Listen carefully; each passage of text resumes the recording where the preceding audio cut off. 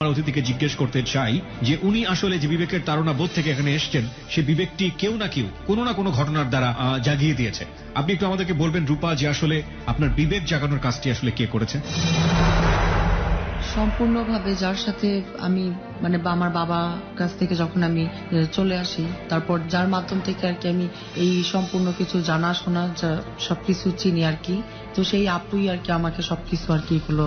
আপনার বিবেকটা জাগানোর কাজ কি সেই করেছে যে আপনি ভালো থাকেন, সুস্থ থাকেন? হ্যাঁ হ্যাঁ হ্যাঁ। সেই আপুর নামটা কি আমরা জানতে পারি? আপুর নামটা আপনি বলতে চান না? Okay fine. আপু আপনাকে কি ইনসিস্ট করেছে, মানে উৎসাহ জুগিয়েছে এরকম একটা অনুষ্ঠানে এসে ও এই শিকারগুলো করবার জন্য? ওই আপুই বলছে যে তুমি এবিসি রেডিওতে যাও, ওখানে গিয়ে ওনাদের সাথে ব্যাপারগুলো শেয়ার করো। ওকে, আমরা দেখলাম যে এই মানুষটির জীবনে কোনো এক আপু ছিল, হয়তো ঘটনার প্রেক্ষাপটে আমরা জানবো, যে তাকে উৎসাহ জুগিয়েছে লাখো মানুষের সামনে এসে আজকে তার জীবনের অপরাধগুলো বলার জন্য, এই অর্থে যে সে তো অপরাধী হয়েছে কোনো না কোনো ভাবে, তার অপরাধ বা তার ভুলগুলো জেনে সমাজে আর যেন কোনো অপরাধীর জন্ম না হয়। হ্যাঁ, শুরু করুন আপনি। আমার জ্ঞান বুদ্ধি হওয়ার পর থেকে, তবে বছর সালটা আমার মনে নাই, তখন খুবই ছোট, আমাদের ফ্যামিলিটা খুবই ভালো ছিল, খুবই একটা হাসি খুশি, খুবই ভালো একটা ফ্যামিলি। কোথায় জন্মেছিলেন আপনি? আমি ঢাকাতেই জন্ম আমার। আচ্ছা, বাবা কি করতেন? বাবা ব্যবসা করে, এখনো করে। কয় ভাই বোন আপনারা? আমরা 3 ভাই 3 বোন। 3 ভাই 3 বোন। আপনি কি সবার বড়? না, আমি সেজো 3 নাম্বার। Okay fine. তারপর এই তো ছোটবেলা থেকে বেশ ভালোই ছিলাম, কিন্তু মাঝে মধ্যে মা বাবার মধ্যে খুব ঝগড়াঝাটি দেখতাম। বাবা ড্রিঙ্কস করতো, বাবা অনেক বাজে জায়গাতেও আসা যাওয়া করতো। তারপর আমার আম্মুকে মার খেতে হতো, তখন আমরা দেখি আর কি। আমি তখন ছোট, আমার বড় বোন বড় ভাই ওরাও সবাই ছোট ছোট, কিন্তু তারপর থেকে দেখি যে আমার আম্মু এরকম মার খায়, খুবই অত্যাচার ভোগ করে আমার আব্বুর কাছ থেকে। কিন্তু আমাদের বাড়ি টাড়ি বা টাকা পয়সা এগুলো নিয়ে কখনো আমাদের মধ্যে কোনো বিবাদ ছিল না। কিন্তু আমার বাবা যখনই ড্রিঙ্কস করতো, যখনই নেশাপানি করতো, তখনই আমার আম্মুকে মারধর করতো। একটা মহিলা, হাজরা নাম, ওই মহিলাটার সাথে আমার আব্বুর খুব ভালো একটা সম্পর্ক হয়। আমার বাবার কাছ থেকে সবসময় টাকা পয়সা নিত। আব্বুর ঝগড়ার মধ্যে বুঝতাম রিয়ানার সাথে ছিল কন্টাক্ট আছে, যে কাপড় চোপড়ের যে ব্যবসা করে থান কাপড়ে, ওই হাজরা আর আমার বাবা দুজন মিলে ওই হিরোইন খাইতো দোকানের মধ্যে, দোকানে শাটার ফালায় ভিতরে দুজন বসে। দোকানে কেন হাজরা যাবে? হাজরা দোকানে যেত কিভাবে? এটা তো রাতে হইতো। রাতে হাজরা কে ছিল? আত্মীয় বা কোনো কেউ ছিল? না, আমার বাবার সাথে ওই খারাপ মহিলা আর কি। Okay fine. তো আমার আম্মু সব সময় যাওয়া আসা করতো। তারপর একদিন দেখছে যে দোকানে এরকম তালা দেওয়া, শাটার ফালানো। তো আমার আম্মুর মনের মধ্যে সন্দেহ হয়েছে যে শাটার ফালানো, তাহলে ভিতর মধ্যে ফ্যানটা যে চলতেছে শব্দ হচ্ছে, এরকম শব্দ হচ্ছে। আমার আম্মুর ভিতর থেকে একটা ও মনে হয় ভিতরে কেউ একজন আছে। হ্যাঁ, কিন্তু তখন ওই শাটারটা ভাঙাইছে নিউ মার্কেটের যে দারোয়ানগুলি, ওনাদের 2 জনকে দিয়ে ওইটারে করছে। তারপর যখন তালা ভাঙতে পারে না, তারপর ওই স্বপন আঙ্কেলের কাছ থেকে চাবি নিয়ে ওইটা খুলছে। খোলার পর দেখছে যে ওই মহিলাটা, আর ওই মহিলাটারে দেখতে এত বিচ্ছিরি, আমার আম্মু ভাবতেও পারে না যে এই মহিলার সাথে তুমি বৈশা নেশা করতেছো, এটা তো অসম্ভব। তো আমার আম্মু বলতো যে দেখো তুমি মদ খাবা। তখন কিন্তু আমার বাবা ওই বেশিরভাগ মদই খাইতো, কিন্তু কন্টিনিউ সে খাইতো, হিরোইন খাইতো। 500 টাকার নোট পেঁচায় পর্যন্ত সেই খাইতো, হিরোইনটা খাইতো। তারপর ওইখানে আমার আম্মুরে মারতেছে। সেই রাতেই আমার আব্বু আমার আম্মুকে দা দিয়ে অনেক জোরে, এমন জোরে একটা কোপ দিছে পিছনের, পিঠের, আপনার এইখান থেকে এতটুকু অর্ধেক পর্যন্ত পিঠে করে ফেলাইছে, কাইটা ফেলাইছে। 32টা সিলি দিছে আমার আম্মুর পিঠের মধ্যে। আমার আম্মু বাঁচত না, এরকম অবস্থা। তখন আমার দাদিকে বলতো, আমার দাদি এখনো আছে, কুকুর আছে, বড় চাচারা আছে, সবাই আছে, সবাইকে বলতো। কিন্তু ওনারা, কারণ আমার বাবারে কিছু করতে পারতো না, কারণ আমার বাবারে এখনো সবাই ভয় পায়। 2000 সালে আমার ছোট বোন হয়, জানুয়ারির 1 তারিখে। তারপর আমার ছোট বোনটাকে দেখে আমার বাবা আর কি তখন বলে যে আমার আম্মুরে আদর করে বুড়ি বলতো। আমার আম্মুরে খুব ভালোবাসতো। আমার আম্মু আর আমার বাবা তারা দুজন আর কি প্রেম করেই বিয়ে করছিল। আমার আম্মুকে খুব আদর করতো, বুড়ি বলতো। আমার আম্মু আব্বুকে মানিক বলতো। তাদের এতটাই ভালোবাসা ছিল। আমার জ্ঞান হওয়ার পর থেকে ওই 3-4 বছর আর কি এরকমটা দেখছি যে তাদের মধ্যে এরকম ছিল। আর এইগুলি হয়েছে মূলত ওই যে মহিলাদের কারণে। তারপর যখন আমার ছোট বোনটা হয়, তারপর আমার বাবাকে দেখছি খুব ভালো, খুব হাসি খুশি। আমার ছোট বোন হয়েছে, আমার ছোট বোন এখন মানে বর্তমানে খুব সুন্দরী, কিন্তু ছোটবেলায় খুব কালো ছিল। তখন আমার বাবা আর কি রঙ্গিলা বলতো, খুব আদর করতো যে তুমি আমার একটা ব্ল্যাক ডায়মন্ড দিছো, এরকম করে বলতো। আর আমার বড় বোনকে বলতো, আমাদেরকে বলতো যে আমার তো ভারতীয় নায়িকাদেরকে একটারও ভালো লাগে না, আমার ঘরে তো এই যে নায়ক নায়িকা আছে, এরকম করে।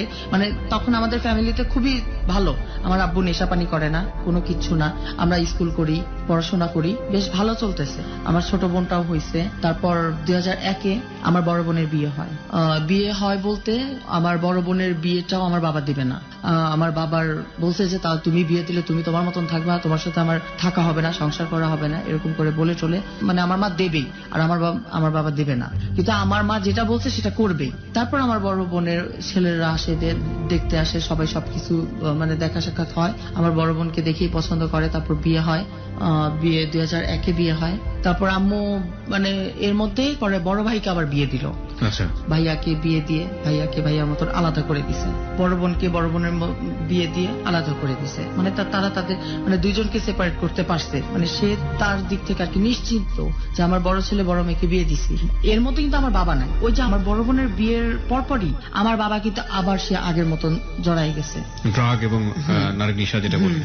আমার আম্মু কিন্তু সংসারটা দেখতেছে, সংসারটা চালাচ্ছে। তারপর এটা আমার বড় বোনের মতন, ভাইয়ার মতন আমি, আমার ছোট দুটা ভাই আর ছোট একটা বোন। ছোট বোনটাও মানে দুধেরই ছিল, একবারেই ছোট। মাঝে মধ্যে যখন আমার আব্বু আসতো, আসলেই আমার আম্মুরে মারধর করতো। মানে আমরাও বুঝতাম না যে কেন। মানে আমরা এই রুমের মধ্যে দুষ্টামি করতেছি, খেলাধুলা করতেছি, পড়াশোনা করতেছি, মানে হঠাৎ শুনতেছি যে রাগারাগি, চিলাচিলি, খুব মারামারি হইতেছে, এরকম। আবার যখন দরজার সামনে যায় দাঁড়াইতাম, আম্মু মানে বকা দিয়ে পাঠাই দিত, এরকম করে পাঠাই দিত যে তোমরা অন্য রুমে যাও। 2-1 দিন পর আসতো আর এরকম মারামারি, কিন্তু টাকা পয়সা দিত না, কোনো কিছু দিত না। আমার মা আর আমার বাবা মানে চলতেছে তাদের মতন, তারা মারামারি করতেছে, আমরা আমাদের মতন আছি, এরকম করে চলতেছি। তো একদিন আমার বাবা আবার আসছে, আবার আমার আম্মুরে বলতেছে যে তোমার আলমারিটা খুলো। আলমারিটা খুলো কেন? বললো যে তোমার যে একটা হার আছে ওই হারটা দাও। বলছে যে তুমি যদি এখন যদি মারা যাও, আমি তোমার একটা আংটিও দেবো না, একটা নাক ফুলও দেওয়া সম্ভব না। তারপর অনেক জোরাজোরি করে আলমারি খুলে দেখছে যে কোনো গয়না নেই। আমার আম্মু গয়নাগুলি সব সরাই ফেলছে। তো আমার মায়ের অনেক গয়না ছিল, তো এরকম গয়নাগুলি মানে বেশ কিছু গয়না এরকম নিয়ে নিয়ে বিক্রি করতো। আমার মা যখন বুঝতে পারছে যে আমার বাবা তো মানে গয়না নিয়ে বিক্রি করতেছে আর খাইতেছে, আর সে তো দোকানেই বসতো না, ইন্ডিয়াও যাওয়া আসা করতো না, তাহলে সেই টাকাটা ইনকাম করবে কিভাবে? আর যে ভাড়া ভুড়া পাইতো, দোকানের ভাড়া, বাড়ি ভাড়া যা পাইতো, এগুলি তো আমার মা মানে আমার বাবারে দিতই না। আমার তো বাচ্চা কাচ্চা আছে। তারপর অনেক সময় মারামারি করতো, ঝগড়াঝাটি করতো, তারপর আমার বাবা নিয়ে যাইতো। আমার আম্মুকে অনেক মারধর করতো, না দিলে যে ব্লেড বা চাকু বা খুঁট টুট ছিল, আমার আম্মুর এই মানে গালের এখান থেকে ধরে এরকম একটা মানে পাড়াপাড়ি করতে যে এরকম কাটা ফেলছিল, এদিকে কাটছিল, এই গালের এখান থেকে নিয়ে ঠিক এতটুকু পর্যন্ত একটা কাটা দাগ ছিল আমার মায়ের। এইখানে কাটা দাগ ছিল, এইখানে কাটা দাগ ছিল, আর পিছে শরীরে তো এমনিতে তো কাটা দাগ ছিলই। এরকম করে মারধর করতো নেয়ার জন্য। তারপর সেদিন আর কোনো গয়নাকাটি পাইনি, আলমারি খুললো।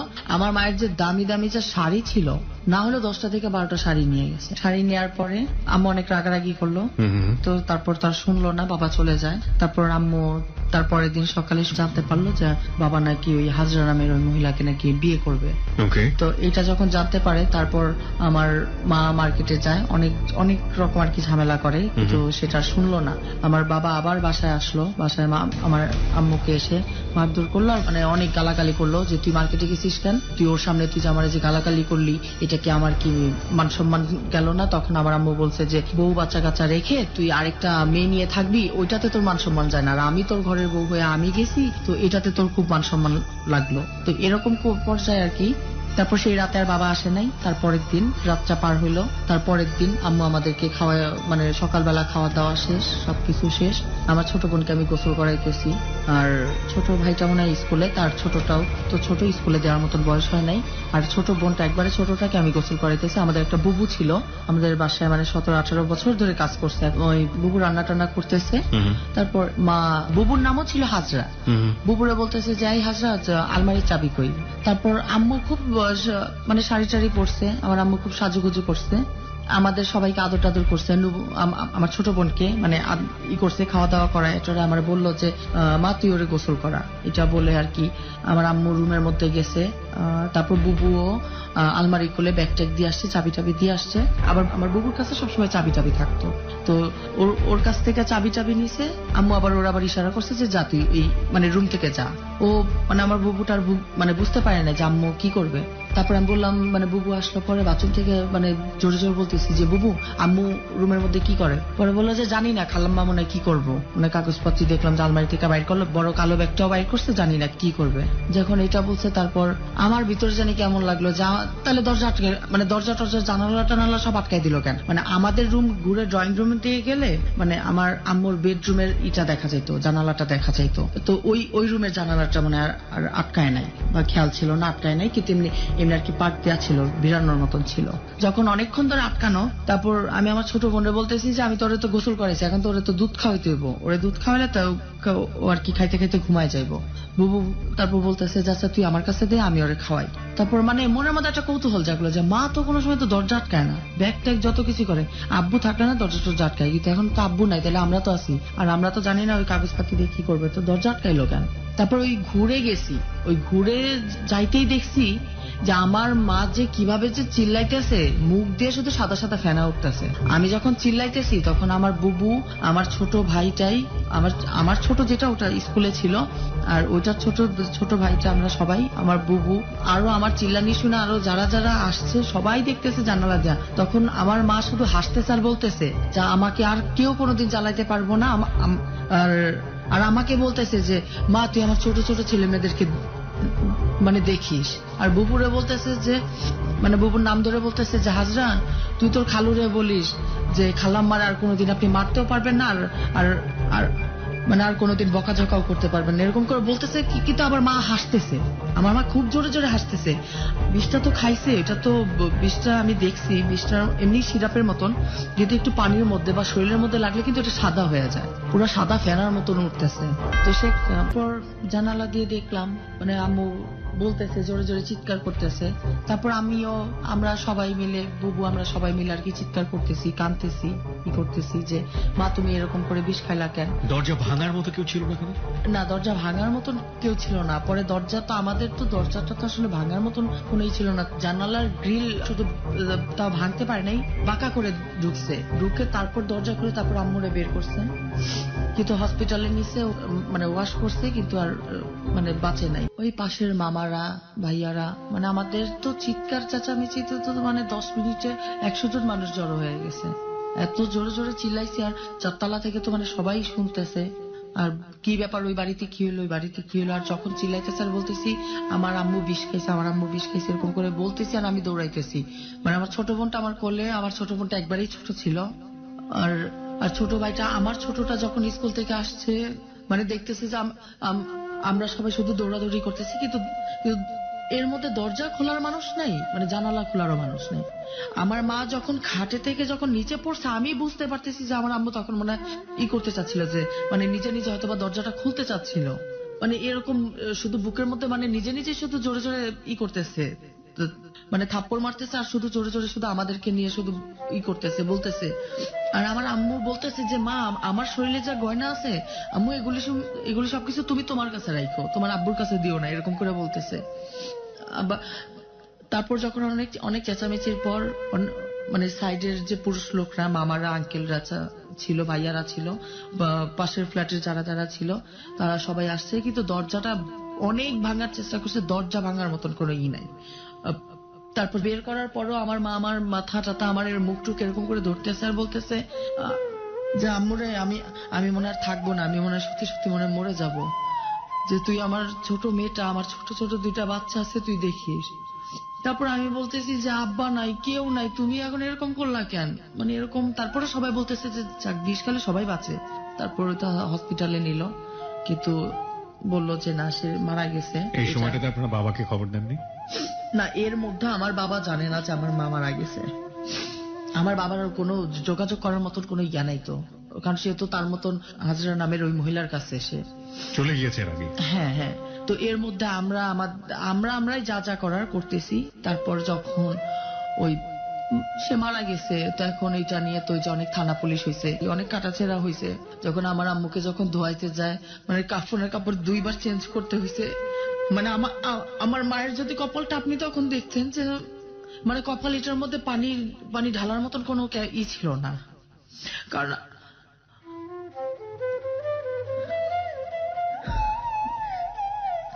কারণ একটা মানুষ যখন মারা যায়, যখন 4-5 দিন পর ওই লাশটা যখন গোসলের জন্য নেয়, তখন সেটার মধ্যে আর কিছু থাকে না। আর আর আমার আম্মুর তো যখন পোস্টমর্টম করছে, সবকিছু তো করছে, নিয়ে গেছে আর কি করে পোস্টমর্টম করে। তারপর যখন গোসল করাইছে, তার 2 বার কাফনের কাপড় চেঞ্জ করতে হয়েছে, মানে রক্তের জন্য। এত ব্লাড তারপরে বের হইতেছে। যখন ধোয়ানো হয়েছে, ওই যে শেষ দেখা, মানে যারা যা দিলে নাকি আর দেখানো যাবে না, ওই শেষ দেখার সময় সবাই জানি না আমার বাবা কার কাছ থেকে খবর পাইছে। তারপরে সে আসছে, আসার পর আমার আম্মুরেও সে দেখতেছে না। এখন সে বলতেছে যে ওই মানে গালি দিয়ে আমার মারে বলতেছে যে ওই জন্য আমার সংসার ধ্বংস হয়েছে। কিন্তু যার জন্য আমার মা এই দুনিয়া ছেড়ে চলে গেল, সে আমার মার লাশ পাশে, সে আমার মারে দেখলো না এক নজর। সে আইসে আমার মার মানে লাশের পাশে এসে গালাগালি করতেছে। পরে আমার দুলা ভাইয়ারা, তারপর আমার ভাইয়া শ্বশুর বাড়ির ওই মাউইরা সবাই মিলে আসলো, আমাদেরকে ধরলো টরলো, বলতেছে সে যে আপনি কেমন, আপনি আইসা আপনি বিয়ানকে দেখবেন না। আমার ভাবির মা বলতেছে, তখন আমার বাবা বলতেছে যে এ মরছে, মানে গালি দিয়ে বলতেছে যে এই কুত্তার পালেদেরকে রাইখা গেল কেন, মানে আমাদেরকে রাইখা গেছে কেন। নিয়ে গেল, আম্মুরে কবর টবর দিল। তারপর সে আমার মারে দেখবে না অনেক জোর জুলুম করে। তারপর আমার মারে সে শুধু একবার দেখছে। আর যখন দেখছে ওই মুহূর্তটা ওই লোকটা মানে নেশা অবস্থায় ছিল। যখন নেশা কেটে গেছে, তখন ঘুমের থেকে উঠে শুধু আমার মারে বলতেছে যে আমার বড় ভাইয়ের নাম ধরে মানে আমার আম্মুকে ডাকতো, আবার বুড়ি বলতো। কিন্তু সেদিন অনেকবার আর কি করতেছে যে আমার বুড়ি কই, আমার বউ কই, আমার বাচ্চার মা কই, এরকম করে তখন আমার মারে অনেক খুঁজছে। তারপর কবরের পাশে যায়, তো ওই তো সে তো 3 দিন 4 দিন ওই কবরের মধ্যে থেকে আর উনারা আনা যায় না। এরকম একটা অবস্থা। 2 মাসের মতন পার হয়, ভাইয়ার মতন বউ নিয়ে বাইরে চলে যায়। এই বাবা ওই 2 মাস পর থেকে বাসার মধ্যে আসা যাওয়া করে। তারপর আমি একদিন বলি, যাবু আমাদের কাছে টাকা পয়সা নাই, আমার টাকা লাগবে, আমার স্কুলের বেতন লাগবে, স্যারের টাকা লাগবে, এরকম করে বলতে থাকি, হিসাব নিকাশ দিতে থাকি। আমি আর আমার ছোট ভাই শুধু স্কুলে পড়াশোনা করি, আর আমার ছোট ভাইটা, ছোট বোনটা আর বুবু, আমরা এই কজন শুধু ফ্যামিলিতে। আর বাবা ওই যে আমার মা বেঁচে থাকতে যেমন মাঝে মধ্যে আসতো, মাঝে মধ্যে আসতো না, এরকম। কিন্তু এর মধ্যে কিন্তু আমাদের আর কোনো আত্মীয় স্বজন কখনো আসতো না, কখনো আমাদের খোঁজ খবর নাই, মানে কোনোদিনও না। পরে আমি আর বুবু ওই যে হাতের কাজ করে, শিলি কাজ করে, লেহেঙ্গা, বড় বড় শাড়ি থেকে পাথরের কাজ করে, হাতের কাজ করে, এগুলি আমি জানি। তারপর মানে অনেক রকম যে হাতের কাজ আছে, মানে আর্ট করা বা সেলাই কাজ করা বা ময়ূর টয়ূর অনেক রকম নকশা টকশা, এগুলি আমি জানি, এগুলি করতাম, তখন থেকেই করতাম। তো এগুলি করেই আর কি আমি আমার স্কুলেরটা, আমার হাতের আন্টিটা ছিল, আমার মা দিছিল, ওইটা পর্যন্ত বিক্রি করে আমি তারপর ওই যে ফাইনাল পরীক্ষা দিতে গেলে যে ফিস টিস লাগে, যা লাগে সবকিছু ওকে করি। 7-এর পরীক্ষাটা দিই। তারপর বাবা আসে, 7-এর পরীক্ষা শেষ, তো তখন থেকেই বাবা আসে। আর খুব অত্যাচার করতো, মানে অত্যাচার বলতে কি, সে তো নেশাগ্রস্ত অবস্থায় ছিল, সে আসলে আমাকে খুব মারধর করতো। সে ওই যে যেমন আমার মায়ের সাথে করতো, সেইটা আমার মা নাই এখন, সে মানে আমার ভাই বোনরা ঘুমায়, আমাকে ডাক দিত, আমাকে এই এদিকে আয়, এরকম করে ডাক দিত, ভাতটা দিতাম, বুবু থাকতো। তারপর সে শুধু কথায় এই তোর মা কই গেছে, আশ্চর্য তো, আম্মু তো নাই, তো তুমি কি মা কই গেছে, মানে এই তো এইটা বলে মানে মারধর শুরু করতো। আর আমার বাবা আমাকে এমন ভাবে মারধর করতো যে আমার এই যে বাম পাশে আমার এই যে হাড়টা দেখতেছেন, এটা কিন্তু একটু মানে এটা কিন্তু ভেঙে ফেলছে। ওই যে ওই লাঠির ইয়াটা মানে লাঠির মতন বড় ছিল, বাটামের মতন, ওইটা দিয়ে মারতে আমার এই চোখটা পর্যন্ত মানে আমার কানা হয়ে যেত, এরকম একটা অবস্থা। এটা সে তার হাতে যেদিন আমি ওরকম কুত্তার মতন মাইর খাই, ওই সেই দিন থেকে আমার খুব রাগ হইলো যে এতকাল আমার আম্মুরে দেখছি, এখন সে আমার সাথে করতেছে এরকম। তো সেই রাতে আমার হাতের কাছে ছিল ব্লেড, সেই থেকে আমার হাত পা আমার সবকিছু আমি কাটি। আমার অন্যায় না, আমার ভুল না, কিন্তু আমাকে কেউ কিছু যদি বলে, না বুঝা বলবি, আমি বোঝানোর চেষ্টা করি, তারপরে সে যদি না বুঝে, ওই যে আমি তারে বুঝাইতে পারলাম না, এটা তাহলে আমার ব্যর্থতা। আর সে আমাকে উল্টা ভুল বুঝে সে আমাকে গালাগালি করলো বা সে আমাকে মারলো, এই কষ্টটাতে তখন আমি সামাল দিতে পারি না। তখন একমাত্র মনে হয় যে আমি আমার রক্ত দেখলে মনে আমার মাথাটা ঠান্ডা হয়। যখন আমি আমার হাত চাত কেটে ফেলি, তখন দেখা যায় অনেক রক্ত বের হয়, তখন আমার মাথাটা ঠান্ডা হয়। প্রিয় শ্রোতা, আমরা এই বিষয়টি নিয়ে আমাদের সাইকিয়াট্রিস্টের সাথে কথা বলবো। অনেকেই এই ধরনের বিহেভ করে থাকেন নিজের শরীর নিয়ে। এই ধরনের আচরণকে সাইকোলজির ভাষায় আসলে কি বলে এবং এই ধরনের আচরণ আসলে কেন হয়, এ থেকে মানে উত্তরণের উপায়টা কি? আপনারা নিশ্চয়ই জানেন যে আমাদের সাথে একজন সাইকিয়াট্রিস্ট আছেন, জাতীয় মানসিক স্বাস্থ্য ইনস্টিটিউটের প্রফেসর ডক্টর তাজুল ইসলাম, যিনি অনুষ্ঠান শেষে তার মূল্যবান মতামত প্রদান করবেন।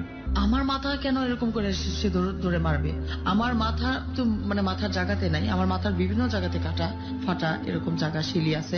মানে আমার বাবা যখন আমার চুল ধরে মারে বা আমার কোনো শরীরের মধ্যে যখন লাঠি টাঠি দিয়ে যখন পিটায়, তখন আমার খুব রাগ হইতো যে আব্বু আমার কেন মারতেছে। আর আমি খুব চিল্লাইতাম, খুব মানে জোরে জোরে। তো তখন আমি গালি দিতাম যে আমার আম্মুরে তুমি তো মানে বাধ্য করছো বিষ খাইতে, তাহলে কি তুমি কি এখন কি আমারও কি মানে বিষ খাওয়াই কি মারবা নাকি? এরকম যখন করতাম, এই আশেপাশে সবাই শুনতো, খুব খারাপও বলতো।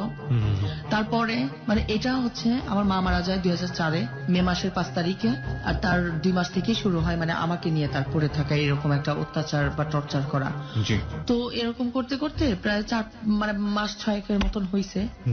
তো সে আসে না 7-8 দিন। আমার ছোট ভাই বোন 2টা, আমি, আমার ছোট বোন, তো ওদেরকে আমি কোথায় খাবো? ওর মধ্যে কিন্তু আমার বুবুটাও চলে গেছে। আমি রান্না বান্না কিচ্ছু করতে পারি না। আমি আমার ছোট ভাইটাকে নিয়ে মানে বের হইতাম দোকানে দোকানে গিয়া, মানে বাসার মধ্যে কিচ্ছু নাই। আর দেখা যায় কি আশেপাশে ভাড়াটিয়ারা কয়দিন দেখবে, প্রায় 6-7 মাস হয়ে গেছে। আর টাকা পাইলে আমরা সবাই মিলে যে চরকি চড়ে, চরকিতে চড়ে আমরা ভাই বোনরা, ছোট বোনটাকেও কোলে নিয়ে চরকিতে যাই, গুড়ি এটা খাই ওটা খাই, চটপটি খাই ফুচকা খাই। মানে মাথার উপরে মানে টাইগেল দেওয়ার মতো কেউ ছিল না, কোনো গার্জিয়ান ছিল না। আর বাবা আসলেও মারধর করতো। আপনার বাবা কি ততদিনে হাজেরাকে বিয়ে করে ফেলেছে? হ্যাঁ, হাজরাকে বিয়ে করে অন্য জায়গাতে থাকতো। আচ্ছা। সে আর আমাদের কাছে আসতো না। আর যাও বা আসতো, আমার মার আলমারি খুলতো, 2টা 4টা 5টা মানে এরকম করে শাড়ি নিয়ে যেত। আমার আম্মুর তো মানে 2টা আলমারি শুধু তার শাড়ির জন্য ছিল। তো সে আসতো, শুধু আমার মায়ের 2টা 3টা করে এরকম করে শাড়ি নিয়ে যেত। গয়নাকাটি ছিল না, শুধু শাড়ি নিয়ে যেত। তো এরকমই করতো। তারপর আমি, আমার ছোট ভাই, আমরা তখন খুব খাওয়ার কষ্ট করতাম। তখন তো আমরা তো ভাত টাত রাঁধতে পারতাম না, কিছু থাকতো না। তখন আমি আর আমার ছোট ভাইটা আমরা 2জন মিলে বের হইতাম। তখন আমাদের এলাকাতেই যে দোকান টোকান ছিল, আমাদের পরিচিত এলাকা, পরিচিত দোকান, জানে তো যেটা তো অমুক ভাইয়ের অমুক মেয়ে, এই কিছু বলতো না। আমরা তো দোকানে যাইতাম, বসতাম, আমাদেরকে খুব আদর করতো। আমি আমার ছোট ভাইকে ইশারা দিতাম যে ওইটা নিয়ে নে, কারণ টাকা নাই তো আমাদের কাছে। আমার ছোট ভাইকে আমি ইশারা দিতাম যে ডিম নে, 2টা এরকম করে ইশারা দিতাম, ও ডিম নিত। আর যখন কোনোখানে মানে কোনো দোকানে যেতাম বা কোনো কিছু না করতে পারতাম, শুধু চাল থাকতো ভাতের মতন, মানে কতটুকু চাল নিতে হবে জানি না। এক একদিন দেখা গেছে যে জাউ হয়ে গেছে, আবার এক একদিন হয়ে গেছে মানে এরকম হয়েছে যে চাল শুধু ফুইটা একবারে শক্ত হয়ে আছে, পানি সব শুকায় গেছে। জাল বাড়াই দিতে হয় না কমাইতে হয় জানতাম না। তো এরকম করে অনেকদিন চলছি। ছোট বোনটারে সুজি দুধ খাওয়াইতে হইতো। আর আমার যে ছোট ভাইটা ছিল, আমার ছোটটা, ও এখনো মানে ওর আর কি ছোটবেলার অভ্যাসটা, আমরা যদি খাইতে বসতাম, ওর সাথে সাথে রান্নাঘরে দৌড় দেওয়া যাইতো। পাতিলের মতো তো দেখতে যাওয়ার কিছু নাই। আমি আমার ভাই বোন ওদেরকে নিয়ে খাওয়াইতাম, তারপর যদি থাকতো আমি খাইতাম। তো ও আমারে বলতো যে আপু পাতিলে তো আর নাই। তখন আমি বলতাম কি যে মানে ওর নাম ধরে বলতাম যে ভাই আমি তো খাবো না। তখন ওর বয়স ছিল মানে 4-5-এর মতো। যা যতটুকু থাকবে, মানে আমরা 4টা ভাই বোন, আমাদের তো মানে ওই রকম নাই, তাহলে আমরা কিভাবে করে খাবো? তো যা থাকতো ওইভাবেই চলতাম। তারপর 2005-এ মার্চ না জানি এপ্রিলের মধ্যে, সেই দিন সে আমার উপর খুব টর্চার করে। মানে এমন টর্চার আমার মনে হয় না কোনো বাপ তার মেয়েকে করে। মানে সে আমার চুল তো ধরছে এইভাবে করেছে, চুল ধরে আছে, সে যে আমার মারতেছে, যে সে কি একটা কুকুর পিটাইতেছে নাকি একটা চোর পিটাইতেছে নাকি তার নিজের মেয়ে পিটাইতেছে। মানে মানে এটা মনে তার মনে মাথার মধ্যেই ছিল না। তার যতক্ষণ ইচ্ছা মানে সে পিটাইতেছে, এরকম পিটাইতে মানে তার যখন ইচ্ছা হইলো তখন সে ছাড়লো, ছাইরা টাইরা দিল। তারপরের দিন আমি ওই অবস্থায় আমাদের বাসার মধ্যে যে সিলভারের যে হাড়ি পাতিল ছিল ওগুলি আমি বিক্রি করছি। বিক্রি করে 300 টাকার মতন হয়েছে। ওই টাকা নিয়ে বাসা থেকে আমার কিছু কাপড় চোপড় ওগুলি নিয়ে আমি বের হয়ে আসি। বের হয়ে আসেন মানে কোথায় যাচ্ছেন কোনো ঠিক ঠিকানা নাই? সব ভাই বোনকে নিয়ে? না, তাহলে আমি ওদেরকে রেখেই চলে আসি, কারণ মানে ওদেরকে আমি কোথায় নিয়ে যাব? ওকে একাই বের হয়ে গেছেন বাড়ি থেকে? হ্যাঁ, ওরা যদি বাসায় থাকে, যে কেউ আসলে শুনবে যে ওর তো মাটা গেল, ওর তো বোনটাও চলে গেল, তাহলে ওদের যে কোনো একটা না একটা কিছু হবে। ওদেরকে নিয়ে আমি কোথায় যাব? আমারই তো কোনো ঠিক নাই, তো আমি কোথায় যাব? তারপর ওই 300 টাকা হইলো, আমি আমার মতন কাপড় চোপড় নিয়ে সবকিছু নিয়ে চলে আসছি। আসার পর আমার ছোট ভাইটাই একটু বুঝের ছিল আমার থেকে। শুধু ওকে বলছি যে দেখ আমি তো আসলে আর থাকতে পারতেছি না, দেখ কালকে রাত্রেও আব্বা আমার এরকম করে মারলো, আর মা নাই, তো যেভাবে হোক আমি আমি যদি কোনো একটা কিছু করতে পারি তাহলে আয়শা তোদেরকে নিয়ে যাব, এরকম করে বলছি। বলার পর চলে গেছি। সেই সকালবেলা বের হয়েছি, সকাল দুপুর মানে এরকম শুধু ঘুরলাম। ঘুরার পর ওই যে আপুর কথা বললাম, সে আপু আমারে দেখছে। এই আপুটা হচ্ছে মানে যে আপু আপনার বিবেকটা জাগিয়েছে এখানে যাহা বলিব সত্য বলিবতে আসার জন্য, সেই হ্যাঁ। আপু আপনাকে দেখেছে। ওকে, হ্যাঁ। হ্যাঁ, তারপর? আর ওই আপুটার সাথে আমাদের ফ্যামিলির খুব ভালো একটা সম্পর্ক ছিল। ওই আপু আমার ছোট ভাইটাকে পড়াইতো। আবার ওকে, আমাদের বাসায় আসা যাওয়া করতো, আমার আম্মুকে আন্টি বলতো।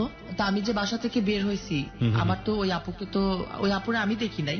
আমি যখন বের হয়ে যখন আপনার ওই সাদাবাদের পরে বিশোর না এরকম কোন একটা জায়গার নাম মনে হয় আছে, তা আমি নিজেও জানি না। আমি একটা সিএনজি নেই, আমি ওই সিএনজি আলারে বলছিলাম যে অনেক দূরে যাব, মানে বলছিলাম যে সায়দাবাদে যাব, আন্দাজেই বলছিলাম, কিন্তু কখন আমি সায়দাবাদ যাইনি। তখন কেন যাচ্ছেন সায়দাবাদ জানেন আপনি? আমি জানি না। ওকে, মানে বাসা থেকে বের হয়েছি, ওই যে একটা রাগ মনের মধ্যে, আজকে কালকে রাত্রে আব্বা আমারে মারলো, এরকম করে শুধু শুধু মারতেছে, অথচ আমার স্কুলেও পাঠাইতেছে না, কোনো কিছু না, টাকা পয়সা দেয় না। তো এগুলি নিয়ে যখন মানে নিজে নিজে রাগ হয়, তখন আর কি আমি বের হয়ে যাই। আর ওই সায়দাবাদ যে যাবো তখন আমার কোনো পরিকল্পনা ছিল না, আন্দাজেই নিজে থেকে চলে যাই।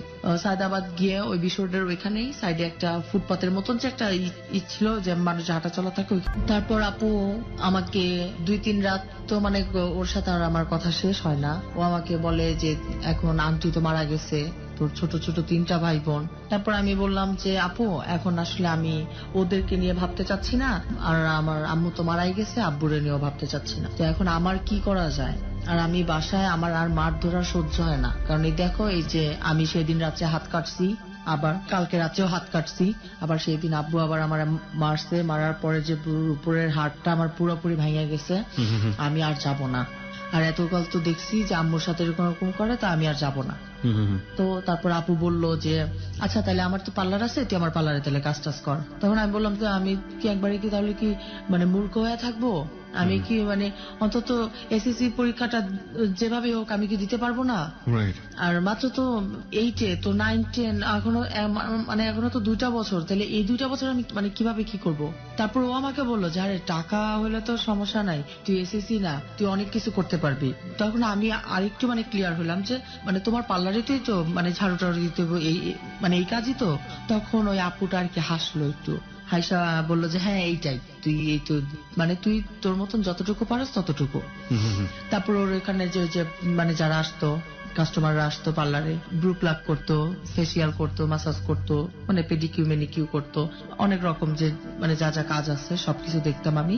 তা আমি আস্তে আস্তে আস্তে আস্তে আমি ওদের সাথে সাথে কাজ করি, আমি কাজের সাথে সাথে পুরোটা আমি শিখে যাই। তো এর মধ্যে আর কি স্কুলে আমার আসা যাওয়া করতে থাকে।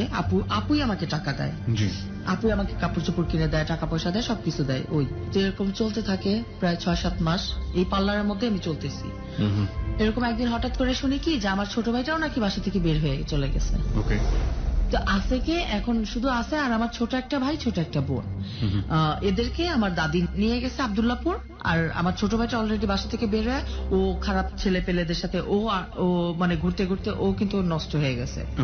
এর মধ্যে তো পড়াশোনাও করতেছি, পার্লারের কাজ টাজ করতেছি, কারণ পার্লারে যে ফেসিয়াল টেসিয়াল করি, তারপর আরো যাবতীয় যে ধরনের কাজ টাজ আছে সবকিছু করি। এর মধ্যে আপু আমাকে রেখে টেকে আপু পার্টিতে যায়, অনেক জায়গাতে যায়, কিন্তু আমি মানে পুরোপুরি পার্লারে থাকি। তারপর এর মধ্যে যখন আমি আপুকে চাপ দিলাম যে আপু আমার টাকা দরকার, তুমি আমাকে আমার হাতে টাকা দিবা, তো এর মধ্যে যারা আসতো আর কি পার্লারে যে ভাবিরা, আমাকে কিছু কিছু লোক চিনতো ওইখানকার, তখন আসলে আমাকে বলতো তোর আম্মু নাই, আসলে দেখ রাজাও ফকির হয়, ফকিরও বাচ্চা হয়, এরকম করে বলে।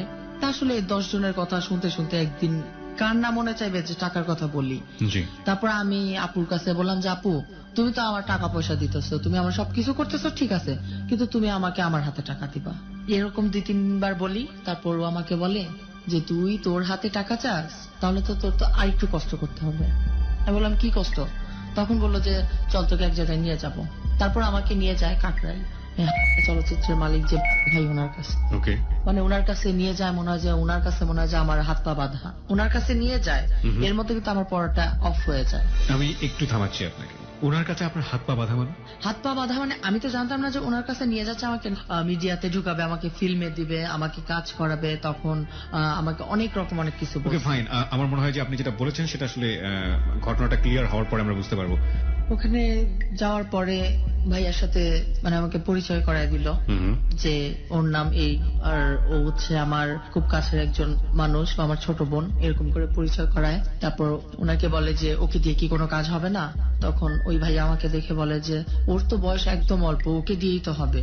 আর ওকে দিয়ে হবে বলতে ওকে মানে ওকে যদি গড়ে নেওয়া যায় ও ফিল্মেও চান্স পাবে, ও মানে মেইন হিরোইনের কাছে করতে পারবে। আমি ওনাদের কথাবার্তা মানে তেমন একটা বুঝতেছিলাম না। তারপর আমি নিজে থেকে প্রশ্ন করলাম যে আচ্ছা আপু তোমরা কি বলতেছো? আমি এটা তো কোনো পার্লারের তো কোনো অংশই নাই এখানে। এখানে মিডিয়া টিডিয়া ফিল্ম টিম মানে কি, তাহলে কি ছবি টবি কিছু হবে? তখন সে আমাকে বলল যে হ্যাঁ, কারণ তুই তো টাকার কথা বলছিস, তো টাকার কথা যেহেতু বলছিস তাহলে তুই এখানে এই ভাইয়ের কাছে থাকলে তুই সবকিছু পাবি, খাওয়া দাওয়া কাপড় চোপড় সবকিছু। তারপর আমি আবার বলি যে তাহলে আমার পড়াশোনাটা কি হবে? মানে ওনার ভাই ওই ভাইয়ার অফিসের মধ্যে বসেই। তারপর ও বললো যে তুই এখানে কয়দিন থাকলে, বেশি না মানে সপ্তাহখানিকের মতো থাকবি। তারপর ভাইয়ার যদি ওকে বলে তাহলে ভাইয়াই বাসায় আসা যাওয়া করবে, সম্পূর্ণ কিছু ভাইয়াই তোর দিবে। আমি বললাম আচ্ছা ঠিক আছে, এক সপ্তাহ থাকতে হবে, এক সপ্তাহ কি বা আমার এদের কি করাইবো, মানে এই ধারণাটা ছিল। অথবা ঘরটার গোছানো, এই যে অফিস টফিস, মানে এটা আমার ভাবনা ছিল যে ফাইল টাইল গোছানো এগুলি। কিন্তু সে আমার ওইখানে কথাবার্তা বলার পরে সে ওখান থেকে যেন আমাকে কোথায় নিয়ে গেছে, ওই জায়গাটার নাম আমার মনে নাই বা আমি তখন চিনতাম না তো ভালোভাবে, কোনো জায়গা তখন চিনতাম না।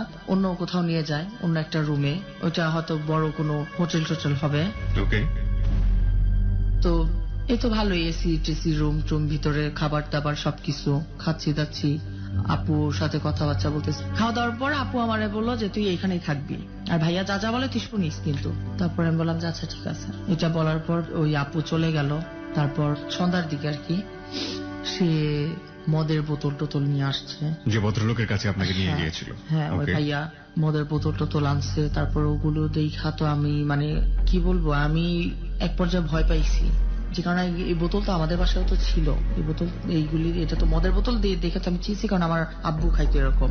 তারপর আমি ভাবলাম যে হয়তো বা উনিই খাবে এটা। তারপর সে আমাকে ডাক দিল, ডাক দিয়ে আমাকে নাম কি, নাম বললাম। তারপর সে বললো যে না, তোমার এই নামে হবে না, তুমি তোমার আসল নামটা মানে ইউজ করতে পারবা না। বললাম যে কেন, আমার আসল নাম আমি বলবো না কেন, এটাই তো আমার নাম। বলে যে শোনো, এই ধরনের জগতে আসলে মানুষ অনেক রকম অনেক কিছু শেখে। তখন আমি বললাম যে ভাইয়া আমি কোনো জগতের নামই, জাস্ট আমি আপুর কাছে থাকি, আপুর পার্লারে কাজ করি, পড়াশোনা করি, এই, তাছাড়া অন্য কোনো কিছু না। তারপর বললো কেন, তোমার আপু তোমার বলে নাই তুমি এখানে কেন আসছো? আমি বলছি যে না, আমি তো জানি না। আপু তো আমার বললো যে আপনি আমাকে এক সপ্তাহ রাখবেন, তারপর যদি ওকে বলেন তাহলে নাকি আমাকে দিয়ে সবকিছু হবে, আর তাহলে নাকি আমি নাকি টাকাও পাবো। তারপর সে আমারে বলতেছে যে এদিকে আসো, মানে সে আমাকে তখন ডাক দিয়ে আরো কাছে, মানে তার পাশাপাশি নিয়ে বসাইতে চাইলো। তখন অনেক ছোট, মানে আরো ছোট ছিলাম, 5-এর কথা এটা, 2005-এ 14-15 বছর বয়স ছিল তখন। যখন ডাকলো সে মদের গ্লাস ফ্লাস, সে বললো যে ঢালো। আমি বললাম যে দেখেন ভাই, এগুলো আমি কখনো ঢালতে পারি না। তো সে আমাকে ঢালতে বলছে, আমি এক গ্লাস ঢাইলা দিছি। তো সে বলতেছে যে তোমার দিয়ে তো কিচ্ছু হইব না, তুমি গ্লাস ঢালছো, এটা তো এক গ্লাস ঢালতে হয় না। সে আমাকে অন্য গ্লাসে সে ঢাইলা সে আমাকে দেখে দিল। তারপরে আমি তার মতন করে করে দেখালাম। তখনও ভাবতেছিলাম যে সে মনে আমার দিয়ে এগুলি করাইবে। তারপর যখন সে আমার বললো যে তুমি খাও, আমারে অনেকবার বললো, আমি না না না এগুলি তো আমি খাবো না, তারপরেও জোর টোর করলো। তারপর যখন আমি একটুখানি খাইলাম, মানে আমার মানে প্রথম তো আমার গলা বুক টুক সব জ্বলা যেতেছে এরকম। আর তারপর বলছি যে না ভাই, এটা আমার দ্বারা সম্ভব না, আমি আর খাবো না, আমি আপুর কাছে চলে যাবো, আপনি যেভাবে হোক আপুর আপনি খবর দেন, আমি চলে যাব। তারপর সে বলে যে এখন তো ফোন করা যাবে না, এখন তো অনেক রাত হয়ে গেছে, এখন তো দেখো অন্ধকার হয়ে গেছে, এখন তো যাওয়া সম্ভব না, আর এখান থেকে তো বের হতে হলে এক সকাল ছাড়া এখান থেকে বের হওয়া যাবে না, এখানে মেন গেট আটকায় দিছে। মানে সে তখন আমাকে যেভাবে আর কি বুঝাইতে পারছে। তারপর আচ্ছা ঠিক আছে, তারপর আবারও সে মদ খাইতেছে, আমাকে দিতেছে। আমি তো মানে ভিতরে না, তারপরেও যাক, আমি ভাবতেছি কি সকালটা হইলেই মানে তার সাথে হ্যাঁ হ্যাঁ হ্যাঁ করে করে সকালটা হলে আমি চলে যাব। কিন্তু সে আমাকে যেভাবে মানে জোর করছে খাওয়ার জন্য, কিন্তু আমি 2-3 বার খাইছি। খাওয়ার পরে সে তো মানে গণহারে খাচ্ছে, মানে একটার পর এক গ্লাস করে খাইতেছে, একটু একটু করে বানাচ্ছে আর খাচ্ছে। মানে সে শুধু আমাকে কাছে ডাকে, সোফার মধ্যে বসা আসে, আমাকে বলে যে তুমি এদিকে আসো, আমার কাছে আসো। আমি বললাম যে না, আপনি ওখানেই থাকেন, আমি এদিকেই বসে থাকি, আমি পারবো না আপনার কাছে গিয়ে বসতে। তারপর সে উঠে গিয়ে আমার হাত ধরে মানে টানাটানি করতে করতে সে আমাকে সোফার উপরে এনে বসাইছে। তারপর সে ইচ্ছা করেই আমার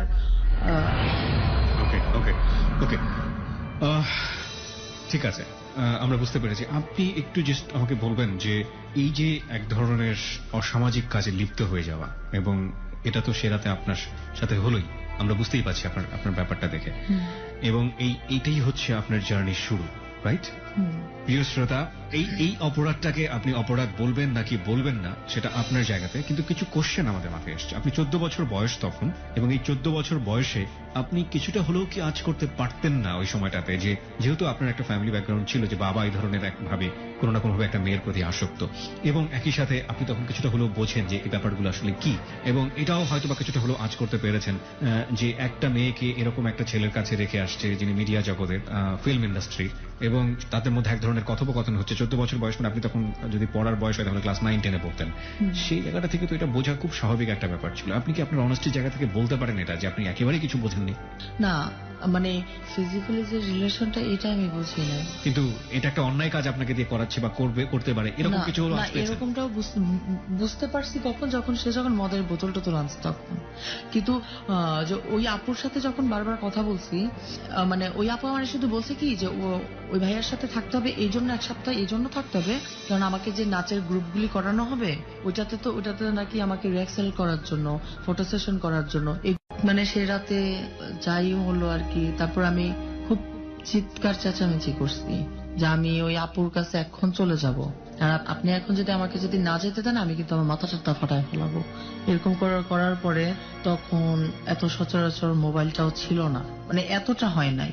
তারপর মোবাইল বলতে কি ফোন দিছে আপুর বড় বোনের কাছে, তারপর ওই আপুকে ফোন দিছে, তারপর ওই আপু বলছে যে এত রাত হয়েছে এখন তো যাওয়া সম্ভব না, তো গেলেও আমার সকালে ভোরবেলা যেতে হবে। মানে এই কথা বলার পর সে তো তারপরও রাতে আবারও সে আমার সাথে জোর জুলুম করে আবারও সে করলো। তারপর থেকে আমি খাই না বা তার সাথে আমি ভালোভাবে কথাও বলি নাই। তারপর ওই আপু আসছে সকালে, ওই আপু এসে আপুরে ধরে আমি অনেক কাঁদছি আর বলছি যে আমি আমার জীবনেও এরকম যে হয়ে যাবে আমি বুঝতে পারি নাই, আর তুমি আমাকে এরকম করলা কেন, তুমি আমার সাথে কেন এরকম ইটা করাইছো। তখন আপু বললো তুই তো বলছিলি যে তোর তো টাকা লাগবে। আমি বলছি আমার টাকা লাগবে, আমি বলছি তো আমার আব্বার কাছেও তো আমি বলছি যে আব্বা আমার টাকা লাগবে, কই আমার আব্বা তো আমার তো করে নাই, অন্য কারোর কাছে দিয়ে আসে নাই। বলছে অন্য কারোর কাছে দিয়ে আসে না এই জন্য তো তোরে মাইরা মানে তোরে কানা করছে বয়রা করছে, এরকম করে সে আমাকে ভেঙায় দিল। তারপর কি করব, বাধ্য হয়ে কি বলতে কি, তারপর আবার ওর সাথে আমি সেদিন চলে গেলাম। চলে যাওয়ার পরই ওর রিক্সা থেকে নেমে আর আমি ওদের বাসায় যাই নাই, ওইখান থেকে আরেকটা রিক্সা নিয়ে আমি আমাদের বাসায় চলে আসছি। বাসায় যাওয়ার পর দেখছি আমার ফুপু আছে, বাবা আছে, আমি আব্বুরে ধইরা 2 পা ধইরা অনেক কাঁদছি আর বলছি যে আব্বু দেখো আমারে এরকম। তখন আমি বলে দিছি, মানে আমি কি করবো আমি বুঝি নাই, আমি ওই আপুর নাম বলে দিছি যে আব্বু ওই আপু আমার নিয়ে এরকম এরকম করছে, ওই আপু নিয়ে আমারে এরকম অন্য জায়গাতে এই করছে। সেইগুলি শোনার পর সে আরো বলছে যে তুই মরে যা, তোকে আমার রাখা সম্ভব না, তুই মরে যা, এরকম অনেক কিছু, অনেক খারাপ বিহেভ করছে। তারপর ভাবলাম যে আব্বা আমার আবারও বলছে রাখবে না, বাসা থেকে বের করে দিল। তারপর আমি ওই বাসার মধ্যে আমার ছোট ভাইটাকে খুঁজলাম, দেখলাম যে ও নাই। তারপর সবাই বললো যে তোমার ছোট ভাইটা তো চলে গেছে, কোথা থেকে কোথায় মনে হারাই গেছে। তারপর অনেক কাঁদছি যে আমার ছোট ভাইটাও হারাই গেল, আজ আমারও মানে আমার সাথে মা মারা গেল মাত্র কয়দিন হয়েছে, মা মারা যাওয়ার মানে সাথে সাথে আমার সাথে মানে এরকম একটা অঘটন ঘটে গেল। আমি তো মানে অবাক হয়ে গেছি যে আমার সাথে এরকমটা কেন হইলো, আর মানে খুবই খারাপ লাগছিল। আর যখন ছোট ভাইটা হারাই গেছে এটা শোনার পর আরো খারাপ লাগলো। তারপর আর কি করব, তারপর ওই আপুর কাছে আবার চলে গেছি। তারপরে আপু আবার আমাকে বললো যে তুই কই গেছিলি। আমি বললাম যে আমি এই তো এমনিতে এক জায়গায় গেছি। তারপর ওই আপুর সাথে আমি বললাম আচ্ছা আমাকে দিয়ে তো যা হইছে, এগুলি করলে কি হয়। তখন সে আমাকে বলছে যে তোর তো অনেক শখ, তুই নাচের গ্রুপ করবি, করতে পারবি, টাকা পয়সা সব পাবি, কিন্তু ওই ভাইয়ার কথা অনুযায়ী চলতে হবে। তারপর আমি বললাম যে আচ্ছা সবই করব, কাজটা সব করে দেবো, মানে ওই কাজটা আমি করব না। তখন বললো যে দেখ এটা ছাড়া কিন্তু দুনিয়া তার কোনো কিছু হয় না। আমি বলছি কই এটা ছাড়া কি, আমি তো জীবনেও তো এগুলি দেখি নাই। তখন বলছে কি যে দুনিয়া সম্পর্কে তোর কোনো ধারণা নাই, আইডিয়া নাই, তুই এগুলি করতে থাক, তারপর দেখবি অনেক লাইন পাবি, অনেক কিছু পাবি, মানে দুনিয়াতে দিন দিন সবকিছু মানে আধুনিক হবে, তখন তুই আরো অনেক কিছু শিখতে পারবি, জানতে পারবি। তারপর ওই আপু বলল যে আচ্ছা ঠিক আছে তাহলে চল আজকে রাতে মানে একটা পার্টি আছে। মানে আপনি এগ্রি করে গেলেন, এক ধরনের সম্মতি দিলেন যে হ্যাঁ ঠিক আছে, আমি এই দুনিয়াটা চাই এবং তার বিনিময়ে আমার যেটা করতে হোক আমি করব। You need money, right? তখন আপনার বয়স 14 বছরের কিশোরী আপনি, রাইট? প্রিয় শ্রোতা, এই হচ্ছে আমাদের অপরাধের পর্বটা শুরু।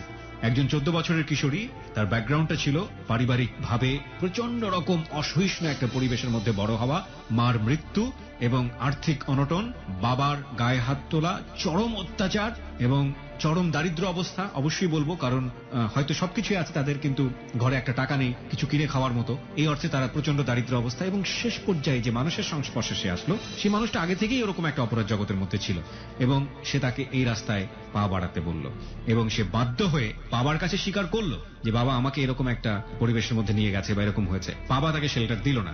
এই মেয়েটি বাধ্য হয়ে এই রাস্তা ধরলো। এখানে আমার একটা কোশ্চেন আছে, আপনি তো তখন বিউটি পার্লারে কাজ করতেন, আপনি একা একটা মানুষ ছিলেন, 14 বছর বয়স আপনার, খুব বেশি কিছু প্রয়োজনও হয় না আপনার, আপনি তো বিউটি পার্লারে কাজ করেও কন্টিনিউ করতে পারতেন, ভালো থাকতে পারতেন, আপনি কেন? না, তখন হচ্ছে কি, বিউটি পার্লারে কাজ দিতে গেলে না ওই জামানত যে লাগে এরকম একটা কিছু লাগে। আর ওই আপুর পার্লারে কাজ করে মানে বেশ কিছু আন্টিদের সাথে আমার ভালো পরিচয় ছিল, কিন্তু সবাই আমাকে মানে বুদ্ধি দিত, কিন্তু কেউ আমাকে 5,000 টাকা দিয়ে জামানত মানে দিতে হয় যে মানে হ্যাঁ আমি মানে অমুক একটা পার্লারে তো তুমি কাজ করো, ওর মানে জামানত হিসেবে আমি এই যে এটা দিলাম, আমি আসি মানে ওর মানে গার্জিয়ান হিসাবে আমি আছি। মানে এরকম কোনো শেল্টার আমার ছিল না। আর আমার যে কোনো কিছু করতে গেলেই আমার ওই আপুর মাধ্যম ছাড়া তো আমি কিছু করতে পারবো না, কারণ আমি তো বাসা থেকে বের হয়ে গেছি, কার থেকে কোথায় যাবো। সুতরাং কোনো না কোনো ভাবে আপু আপনাকে ইনসিস্ট করছে যে এই জায়গাটায় চলে আসার জন্য, রাইট? ওকে, এবং আপনিও সেটা এক অর্থে মেনেই নিলেন। তারপর তো আপুরে বললাম, আপু বললো আচ্ছা ঠিক আছে তাহলে চল, আজকে রাতে এরকম একটা পার্টি আছে। আমি বললাম রাতে পার্টি মানে কি? তখন আমি জানলাম আর কি, আমাকে বলে দিল। তারপরেও আমাকে বললো যে তোর যা গেট আপ লাগে, যা ড্রেস আপ লাগে সবকিছু আমি দেব, কিন্তু মানে গেস্টদের সাথে ভালো ব্যবহার করতে হবে। তখন আমি বললাম যে দেখো রাত থাকবো না, কারণ রাতে থাকবো সে আমার সাথে অনেক কিছু করবো, ওগুলি আমার ভালো লাগবে না। আধা ঘন্টা 1 ঘন্টার জন্য যাব, ওইটা আমি আমার নিজের যেভাবে হোক সামাল দিয়ে করবো, কিন্তু রাতটা আমি থাকতে পারবো না। তারপর যখন ওই রাতে যাব, সব দুজন মিলে রেডি টেডি হয়েছি, আমাকে নিয়ে গেছে। আসলে আমি জানি না জায়গাটা কোথায়, জায়গাটার আমি ভালোভাবে চিনিও না। গাড়িতে উঠলাম, বাসে উঠলাম, দুজনের ভাড়া দিয়ে কোথায় একটা জানি নামছে। তারপর ওখান থেকে রিক্সাওয়ালারে বলছে নিমতলি না জানি কি একটা বলছে, আমি চিনি না, তবে নিমতলি নামটা শুনছি। পরে রিক্সা থেকে নাইমা কোনো একটা বাসাই হবে, 3 তলা না জানো 4 তলায় উঠলাম, গেলাম। আর টাকা পয়সা এগুলো আমি শুনি নাই, দেখিও নাই। ওরা কি কথা বলছে, মানে আমার এরকম একটা রুমের মধ্যে এসব বলছে যে তুই বয়, আমি আসতেছি, এরকম কথা বললো তারা। কথা বলার পর আমি বসে আছি, ওই লোকটা রুমের মধ্যে আসছে, এই মানে এভাবে আর কি, কোন একটা রুমের কোন একটা অ্যাপার্টমেন্টের মধ্যে। হ্যাঁ, আর পুরো রাত ও অন্য কোথাও থাকে। আপনার এই আপুটি, ওই আপুটা অন্য কোন একটা রুমে থাকে। তারপর আমি খাওয়া দাওয়া করি, রুমের মধ্যে থাকি। আপনি যে অর্থের জন্য এখানে গেলেন, আপনি কত টাকা পেলেন এই কাজ করে? তখন আমাকে 2,000 টাকা দেওয়া হয়েছিল। 2,000 টাকা আপনার হাতে দেওয়া হয়েছিল। এই অর্থটা পাওয়ার পরে একদম টু বি অনেস্ট আপনার ফিলটা কি হয়েছিল ওই মুহূর্তে? আমার ভালো লাগে নাই। আমার মনে হয়েছিল যে আমি আমার মার মতন বিষ খেয়ে মারা যাই, কারণ ওরকম করে একটা অন্য কোন একটা পুরুষের হাত থেকে যখন 2,000 টাকা আমাকে দিচ্ছে, আমার মোটেও ভালো লাগে নাই। আমি যখন ওই লোকটা আমাকে আরো 200 টাকা দিচ্ছে, বকশিশ হিসাবে নাকি টাকা দেয় এই কাজে, আমাকে বলছে খুব ভালো, আমি অনেক প্রশংসা করছে। ওই প্রশংসা আমার পছন্দ হয় নাই।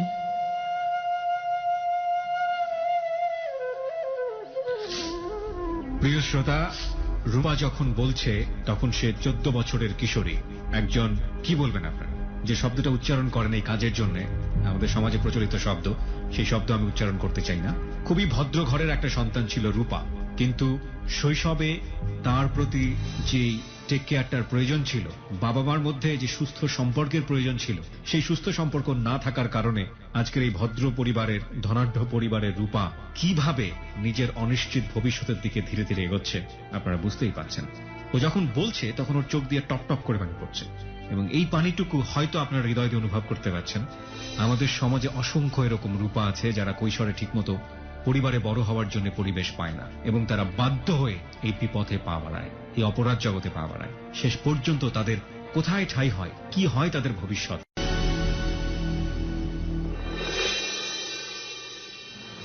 কম্পিউটার বলছে 92% ইয়েস, কম্পিউটার বলছে 92% ইয়েস এবং 5% হচ্ছে নো, আর বুঝতেই পারছেন 3% হচ্ছে no comments. It's a huge response এবং সবই হচ্ছে ইয়েস এবং সবাই বলছে স্টোরিটা কন্টিনিউ করা উচিত। আমরা ফিরে যাচ্ছি রূপার কাছে। রূপা, তারপর সেদিন রাতে আমি আমার মতন থাকি, আপুর মতন হয়তো কাজটা শেষ হয় প্রায় 6টার দিকে, 6টা সাড়ে 6টার দিকে চলে যাই। বাসায় চলে যাওয়ার পর সেদিন আর স্কুলে যাই না, তারপরের দিন থেকে স্কুলে যাই। কিন্তু স্কুলে কি ভর্তি হয়ে গেছেন আপনি এর মধ্যে আবার? হ্যাঁ, তখন হয়তো পার্লারে ওই টাকা দিয়ে আপনি স্কুলে পড়াশোনা শুরু করলেন? হ্যাঁ, আচ্ছা। যখন আমাকে সায়দাবাদ থেকে নিয়ে আসি তখনই তো আমি স্কুলে পড়ি। আপনি কোন স্কুলে পড়তেন নামটা জানতে পারি আমরা? আমি যে স্কুলে আগে পড়তাম সেই স্কুলের নাম ও বলতে চাচ্ছে না, তবে স্কুলের নাম বললে অনেক সময় এই ঘটনার প্রেক্ষাপট হয়তো স্কুলটা কোনোভাবে দেখা হবে, সে কারণে আমরা স্কুলটার নাম এখানে ফ্ল্যাশ করছি না। ওকে, বলুন। তারপর আবার তারপরের থেকে আবার কন্টিনিউ স্কুলে যাই, পার্লারে কাজ করি। এর মধ্যে ওই আপুর যদি কোনো মানে পার্টি টার্টি হয় সে যায়, আর যদি আমাকে প্রয়োজন হতো তাহলে নিতাম, না তো নিত না, আমি পার্লারে থাকতাম। তো এর মধ্যে একদিন আমাকে ওই ভাইয়ের ওইখানে নিয়ে যাওয়া হলো। ওই ভাইয়ের ওইখানে নিয়ে যাওয়ার পরে তারপর আমি ওখান থেকে আর কি নাচের যখন কথা বললো, তারপর আমি শিশু একাডেমিতে যখন ভর্তি হয়েছি ওইখান থেকে নাচ টাচ করি, স্কুল করি, পার্লার করি, মাঝে মধ্যে ওই প্রোগ্রাম হলে ওখানে আমাকে আপুর প্রয়োজন হলে আমাকে নিয়ে যাইতো। এই মানে আপনি কন্টিনিউয়াসলি এই ধরনের পেশার মধ্যে ঢুকে গিয়েছেন, এখন আপনাকে পার্টি হলেই আপনাকে সেখানে নিয়ে যায় সে। এবং এর বিনিময়ে কি সে নিজে কোনো টাকা নিত নাকি আপনি টাকা নিতেন? আমাকে দিত, সেও একটা পার্সেন্টেজ নিত। আর আপনি যেই ভদ্রলোকটির নাম এখানে বললেন, আমরা নামটা এখানে ব্যবহার করছি ঠিকই কিন্তু মিউট শব্দ ব্যবহার করেছি, ফিল্ম ইন্ডাস্ট্রির উনি কি ছিলেন আপনার জানা মতে? উনি তো এখনো আছেন আমরা জানি। হ্যাঁ, উনি এখনো আছে, উনি প্রডিউসার, পরিচালক, এখন মানে রানিং প্রডিউসার আর কি, প্রডিউসার হিসেবে আছেন উনি। প্রিয় শ্রোতা, এখানে যে ব্যক্তিটির নাম এসছে, আমরা আমাদের অনুষ্ঠানের স্বার্থেই বলেন বা অনুষ্ঠানের এথিক্স থেকে বলেন, আমরা এই নামটি এখানে ফ্ল্যাশ করছি না এই কারণে যে it is not investigative show. আমরা বারবারই একটা কথা বলি যে এখানে এই ঘটনার প্রমাণ হাজির করাটা খুব বেশি মুশকিল হবে, এই অর্থে যে ওই দিনে গিয়ে ওই সময়ে গিয়ে যে ঘটনাটা ঘটেছে সেটা টাইম মেশিনে চড়ে গিয়ে প্রমাণ করা সম্ভব নয়। এবং ও যে নামটা বলেছে সে নামটা খুবই বিখ্যাত একটা নাম, এবং তার ব্যক্তিত্বের জায়গাটা থেকে এই ঘটনা, আজকের এই ঘটনা অনেকখানি হ্যাম্পার করতে পারে। এবং শুধুমাত্র তিনি না, শুধুমাত্র মিডিয়া জগৎ বলবো না, এরকম সমাজে অসংখ্য গুণী মান্য ব্যক্তি আছেন যারা এই ধরনের কাজের সঙ্গে জড়িত। এবং যেহেতু এটা ইনভেস্টিগেটিভ শো না, সুতরাং সেই জায়গাটি থেকে এটা প্রমাণ করার সুযোগ থাকে না। এবং আমরা মূলত গল্পটার দিকেই বেশি ফোকাস করি, এই অর্থে যে তার জীবনে যে ঘটনাটা ঘটে গেছে সেটা কিভাবে ঘটেছে সেটাই গুরুত্বপূর্ণ। কাউকে এখানে দোষী সাব্যস্ত করা, কাউকে এখানে অ্যাকিউজ করা, কাউকে বিচারের কাঠগড়ায় দাঁড় করানো, এটা কিন্তু আমাদের অনুষ্ঠানের উদ্দেশ্য নয়। ইভেন তার বাবা সম্পর্কে যে সে কমপ্লেন গুলো করছে, তার বাবাকেও আমরা এখানে মুখোমুখি দাঁড় করানোর চেষ্টা করব না। আমরা শুধু একটা জিনিস এখানে প্রমাণ করার চেষ্টা করছি যে এই মেয়েটার জীবন এরকম হয়েছে কি কারণে, কোন কারণে, সেই কারণগুলো যেন আপনার জীবনে না ঘটে সে ব্যাপারে আপনাকে সচেতন করা। ওকে, ফিরি। তারপর এই বেশিরভাগই আর কি নাচে থাকতাম, স্কুল শেষ করে নাচে থাকতাম। আর তারপর ওই ভাইরা আমাকে খুব ভালোবাসে, মানে এর মধ্যে সে আমাকে খুব স্নেহ করে, ভালোবাসে, আমাকে টাকা পয়সা যা প্রয়োজন সে আমাকে দেয়। আর তখন আমি বিটিভিতে 2টা গ্রুপ করছিলাম, 2টা নাচের গ্রুপ করছিলাম। তারপর ওখান থেকেও বেশ ভালো পরিচিতটা হয়। তারপর যখন তারা চাচ্ছিল ফাইনালি আমাকে কোনো একটা মিউজিক ভিডিওতে আগে দেবে, আর আপু আবার বলতেছিল যে না, ও অনেক কষ্ট করছে, আমি চাই না ওর লাইফটা বরবাদ হোক, ও যেহেতু মানে এদিকে আগাইছে, তো আমি চাই ও কোনো একটা মানে ফিল্মে মানে হিরোইনের কোনো হিরোইনের কোনো চান্স পাক। কিন্তু ভাই বলতেছে যে না, এটাতে ও আগে একটা মিউজিক ভিডিও করুক। তো এটার জন্য যখন আমাকে এই যে গুলশানে শুটিং ক্লাবটা যে আছে ওইখানে একটা মানে কি করা শট নেওয়ার জন্য আপনাকে কাস্টিং করা, টেস্ট করছে, হ্যাঁ, ওখানে মানে ওখানে শো করার জন্য এখানে নিয়ে গেল। তো আপুর সাথে আমিও ছিলাম, তো আমাকে খুব তখন আর কি লাসা টাসা পরায়, খুব ভালো মানে মেকআপ ড্রেস আপ করার জন্য এখানে আর কি নিয়ে যাওয়া হয়েছে। তো ওইখানে মানে আমাকে যেমনটা বলতেছে আমি তেমনটাই করতেছি। করার পর এর মধ্যে তো তখন ওইখানে একটা ছেলে আমাকে দেখে। তো ছেলেটা আমাকে দেখার পর তো ওখানেই অনেকক্ষণ থাকে, যতক্ষণ ওইখানে আর কি ওই ইয়াটা চলতে থাকে, ওই শুটিংটার মতো চলতে থাকে ততক্ষণই ও থাকে। তো শুটিংটা শেষ, তারপর আমরা সবাই মিলে আর কি ফিরবো। মানে ওই যে অনেক ছিল, লাইটিং টাইটিং সবকিছু ছিল, যাবতীয় যা দরকারি ওগুলি সব গাড়ির মধ্যে তুলতেছিল। আর আমরাও তখন গাড়িতে করে ব্যাক করব, তখন ছেলেটা না নাম ছিল রুমি। সেই ছেলেটা আর কি আমাকে আমাকে আমার সাথে কথা বলতে চায়। তা আমি, আপু ছিল যেহেতু আমি কথা বলার সাহসও পাই নাই। তারপর আপু কথা বলছে, আপুর নাম্বার ছিল, আপুর নাম্বার দিয়ে দিছে। তারপর আপুর সাথে যখন যোগাযোগ করে, আপুর সাথে যোগাযোগ করার পর আমার সাথে যোগাযোগ হয়। হওয়ার পর থেকে তার সাথে হাই হ্যালো করতে করতে তার সাথে আমার মানে রিলেশন হয়ে যায়। মানে রিলেশন এক ধরনের মেন্টাল রিলেশন, মানে লাভ রিলেশন। হ্যাঁ ওকে, হ্যাঁ, যখন ও আমাকে ভালোবাসে, আমি ওকে ভালোবাসি। আপনার জীবনের প্রথম লাভ। হুম। ওকে, মানে প্রথম লাভ বলতে কি, মানে ওই রকম ভালোবাসা না যে ওকে আমি বিয়ে করবো, কিন্তু এক ধরনের এফেকশন তৈরি হয়েছে, ভালো লাগা তৈরি হ্যাঁ, হয়েছে। মানে একটু ভালো লাগা তৈরি হয়েছে এই। আর এর মধ্যে আমার যাবতীয় টুকটাক সব ধরনের কাজ, পড়াশোনা, পার্লার সবকিছু চলতে থাকে। তারপর একদিন আমি যাব, ওই আপুর সাথে একটা পার্টিতে যাব। ও এমন সময় আমাকে ফোন দিছে যে আমি পার্লারের নিচে আছি, তুমি বাসার নিচে আসো। আমি বলছি যে অসম্ভব, আমি এখন বাসার বাইরে যাব। তারপর এরকম যখন অনেক করতে থাকলাম, তখন ও বাসায় উপরে উঠলো। বাসার পার্লার একসাথেই ছিল। তারপর উপরে উঠলো, উপরে ওঠার পরে আপুকে অনেকক্ষণ করলো। তারপর বলার পরে বললো যে আমি ওর সাথে আলাদা করে কথা বলবো। তারপর আমার সাথে কথা বললো। তারপর আমি বলছি যে তুমি তো জানো না আমি তো মানে এই কাজ করি, আমি ভালো না। আর তুমি যে আমাকে ভালোবাসো এটাও ঠিক না, কারণ তোমাকে আমার ভালো লাগে, কিন্তু ভালোবাসা বা বিয়ে করা এটা সম্ভব না। ও এই কথাটা যখন শুনছে, মানে তার পরের দিন এটা আর মানে বাড়াইতে দেয় না। ও তার পরের দিন ওর যত মানে যা যা করার দরকার ছিল ও সব কিছু করছে। মানে করছে বলতে ওর ভাবিকে নিয়ে আসছে। ওর ভাবিদের বাসা ছিল মগবাজারে। ওর ভাবিকে নিয়ে আসছে। ওর ভাবিকে আনার পর আমাকে দেখাইছে, বলছে যে কেমন, বলছে হ্যাঁ ভালো। মানে ব্যাস এতটুকু বলাতেই ওর এতগুলি অ্যালবাম আয়না, মানে ছবি আয়না আমাকে দিছে যে ছবি দেখো, ছবি দেখলে তুমি বুঝবা যে আমি কোন ফ্যামিলির ছেলে। তারপর ছবি দেখছি, ব্যাস শেষ। তো এর মধ্যে আবার হয়েছে কি যে ওদের দোকান এখানেই, কারণ বাজার। ও বলছে যে আমাদের মার্কেটে আমাদের মানে আপনাকে দোকানে তোমার যাইতে হবে। ওকে, মানে আপনাকে জাজ করতে বলছে যে ছেলেটা আসলে ভালো, ছেলেটাকে বিয়ে করলে আপনার জন্য ভালো হবে, হোয়াটএভার ইট ইজ। তারপর ও আমাকে অনেকবার অনেক কিছু বলার পরে তারপর আপু বললো যে আচ্ছা ঠিক আছে, ও যেহেতু তোর এরকম চায় তাহলে তুই কর, বিয়ে টিয়ে কর। তারপর আমি বললাম যে না দেখো, আমার দ্বারা সম্ভব না, এরকম ওরে বিয়ে করা সম্ভব না। তারপর ওই আপু সহ, ভাই সহ আর রুমি, ওরা তিনজন মিলে প্ল্যান করে দেখছে যে আসলে ওরে দিয়া কিছু হইতেছে না, পাল্লা টাল্লার, আসলে একটা মেয়ে মানুষ, অল্প বয়স, লাইফটা নষ্ট হয়ে যেতেছে। আর ওরে তো চাইতেছে আমি ফিল্মে কাজের জন্য, সেটাও সে রাজি হচ্ছে না, কারণ সে রাজি হবে কি, তার যতটুকু দরকার ছিল তার তো হয়ে গেছে, এখন আর তার তো দরকার নেই। মানে প্রোডিউসার আলটিমেটলি আপনাকে নিয়ে আর ইন্টারেস্টেড না। না, তার তো যা দরকার ছিল হয়ে গেছে, তো সে আমাকে নিতেও চাচ্ছে না। তারপর ওই আপু তারা মানে যা বলার দরকার ছিল তারা অনেক রকম কথাবার্তা বলে তারপর আমাকে রুমির সাথে মানে বিয়ে দেওয়ার জন্য তারাই এক প্রকার জোর করে। আমি বলছি যে না, আমি বিয়ে করব না, আমি ওই আপুর ওখান থেকে আমি অন্য কোথাও চলে যাওয়ার প্ল্যান করি। কিন্তু প্ল্যান করি বলতে কি, আমি তো আর অন্য কোথাও চিনি না, তো অন্য কোথায় যাব। তারপর রুমি আসে, রাতের বেলায় রুমি আসে, ওর মিরপুর থেকে কোন ভাই ব্রাদার আছে, কি আছে, বড়রা আছে, ওইখান থেকে নিয়ে আসে, আমাকে নিয়ে যায় বলতে উঠায় নিয়ে যায়, আমাকে বিয়েও করে না, একবারে উঠাই নিয়ে ডাইরেক্ট ওদের বাসায় নিয়ে যায়, রুমিদের বাসায় মগবাজারে।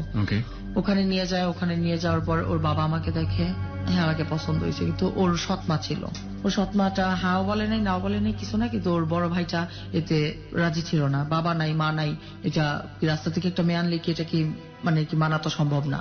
এরকম করে বলার পর ওদের বাড়িতে আমি প্রায় 21-22 দিনের মতন ছিলাম ওদের বাসায়।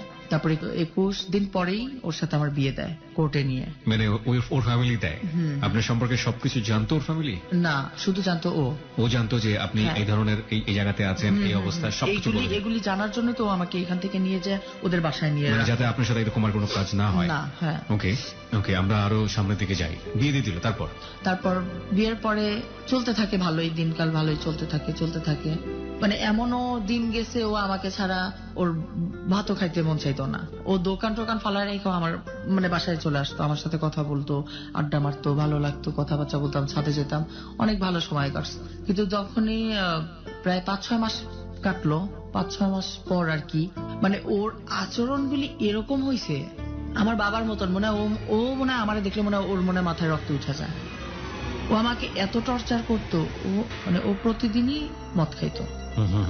আমার হাজবেন্ডও প্রতিদিন মদ খাইতো বলতে অহরহ, একবারে প্রতিদিন গণহারে ও বোতল, আরো ভালো মদ না, বাংলা যেগুলি গন্ধ একবারে বিচ্ছিরি টাইপের, ওইগুলি খাইতো, এই মদগুলি খাইতো। আর ও আমাকে খুব টর্চার করতো। এর মধ্যে ও আমাকে বাড়িতেও নিয়ে যায়, ওদের বাড়িতে নোয়াখালীতে নিয়ে যায়। আর বেশিরভাগই ওর সাথে আমার যে 2টা বছর কাটানোর সময় আমি বলতে পারবো না যে ওর সাথে আমি একটা রাত আমি ভালোভাবে ছিলাম বা একটা মুহূর্ত আমার ভালোভাবে কাটছে। কিন্তু ওই যে ঢাকাতে যখন 3-4 মাস ছিলাম, ওই 3-4 মানে 5-6 মাস ছিলাম, ওইটাই ভালো ছিলাম শুধু। বাড়িতে নিয়ে যাওয়ার পরে গাছের সাথে বাইধাম পর্যন্ত পিটাইছে, গায়ে কাপড় চোপড় পর্যন্ত থাকতো না, এরকম ভাবে ছিঁড়া ফালাইতো, মারতো, মানে অনেক চর্চার করতো। এইগুলি সহ্য করতে পারতাম না। তারপর আবার মানে 7-8 এরকম ওর সাথে আমি থাকলাম, ওর সাথে সংসার জীবনে। কিন্তু যখন দেখলাম যে ওর সাথেও আমার এরকম আসলে বনতেছে না, ও আমাকে এরকম টর্চার করে, তাহলে আমি কি করব? আমার জীবনটা তো আসলে তো মানে মানে এটা মানে কোনো গোছানো জীবন না, ছাড়খাড় হয়ে গেল। বের হয়ে ওইখানে গেলাম, এখানে গেলাম, এখন আবার বিয়ে হইলো, কি বিয়ে হইলো নিজেও বুঝলাম না, এটা কি হইতেছে। এরকম করে যখন এরকম মারটার খাইতাম, আবারও ভালো যখন বিয়েটা হলো, আপনার বাবা কি এটা জানতো? কেউ জানতো না, আপনি নিজে নিজেই করেছেন? নিজে নিজেই। কিন্তু মানে মাঝে মধ্যে বাবাকে ফোন দিতাম যখন দেখতাম, মানে যখনই হ্যাঁ আব্বা আমি, যখনই বুঝতো যে আমি এই ওনার কথাবার্তা যখনই যে উল্টাপাল্টা বলতো, আমি আবার লাইন কেটে দিতাম। এই জন্য আমি আবার কোনো উল্টাপাল্টা কথাই বলতো? হ্যাঁ হ্যাঁ হ্যাঁ। তো এই জন্য আর আমি তার ভাই বোনের সাথে আপনার কোনো যোগাযোগ ছিল না? না। বড় বোনের সাথে কোনো যোগাযোগ ছিল না? না, কারণ ওই ছোট ভাইটা তো আমার হারাই গেছে। বড় ভাইটার সাথে কোনো যোগাযোগ ছিল না? ওরা বাইরে ছিল, ওদের সাথে যোগাযোগটা হয় এই যে আমি ঢাকায় আসার পর। Okay fine, let it be continue. তারপর ওই তো ওর যেরকম আবার একদিন আমাকে মারধর করলো, অনেক মারলো। তারপর আমি ভাবলাম যে না, বাসা যেহেতু ছাড়ছিলাম আমাদের বাসা, এখান থেকেও চলে যাই, এটা ভেবে চলে আসার পর সেই নোয়াখালী থেকে আসছি সকালবেলা, এই না খাওয়া না দাওয়া, প্রায় বিকাল হয়ে যায়। সায়দাবাদ নেমে মানে ওই যে হোটেল আছে না, হোটেলের পাশে যে আপনার যে ব্রাঞ্চের মতন কাঠের ইয়া থাকে, ওইখানে বসেছিলাম অনেকক্ষণ। একটা লোক আমাকে ফলো করছে, হইতে পারে ওইটা কোনো দালাল বা খারাপ লোক, অনেকক্ষণ ফলো করছে। তা আবার ভাবছি যে আবার ওই আপুর কাছে যাব, আবার এরকম করব, দেখি কি হয়, এরকম বসে থাকি। আমি ভাবছিলাম কি যাওয়া, তবে আবার সেই ঘুরেটার আবার সে বাড়িতেই যাবো, আর কোথায় যাবো, আর তো কেউ নাই।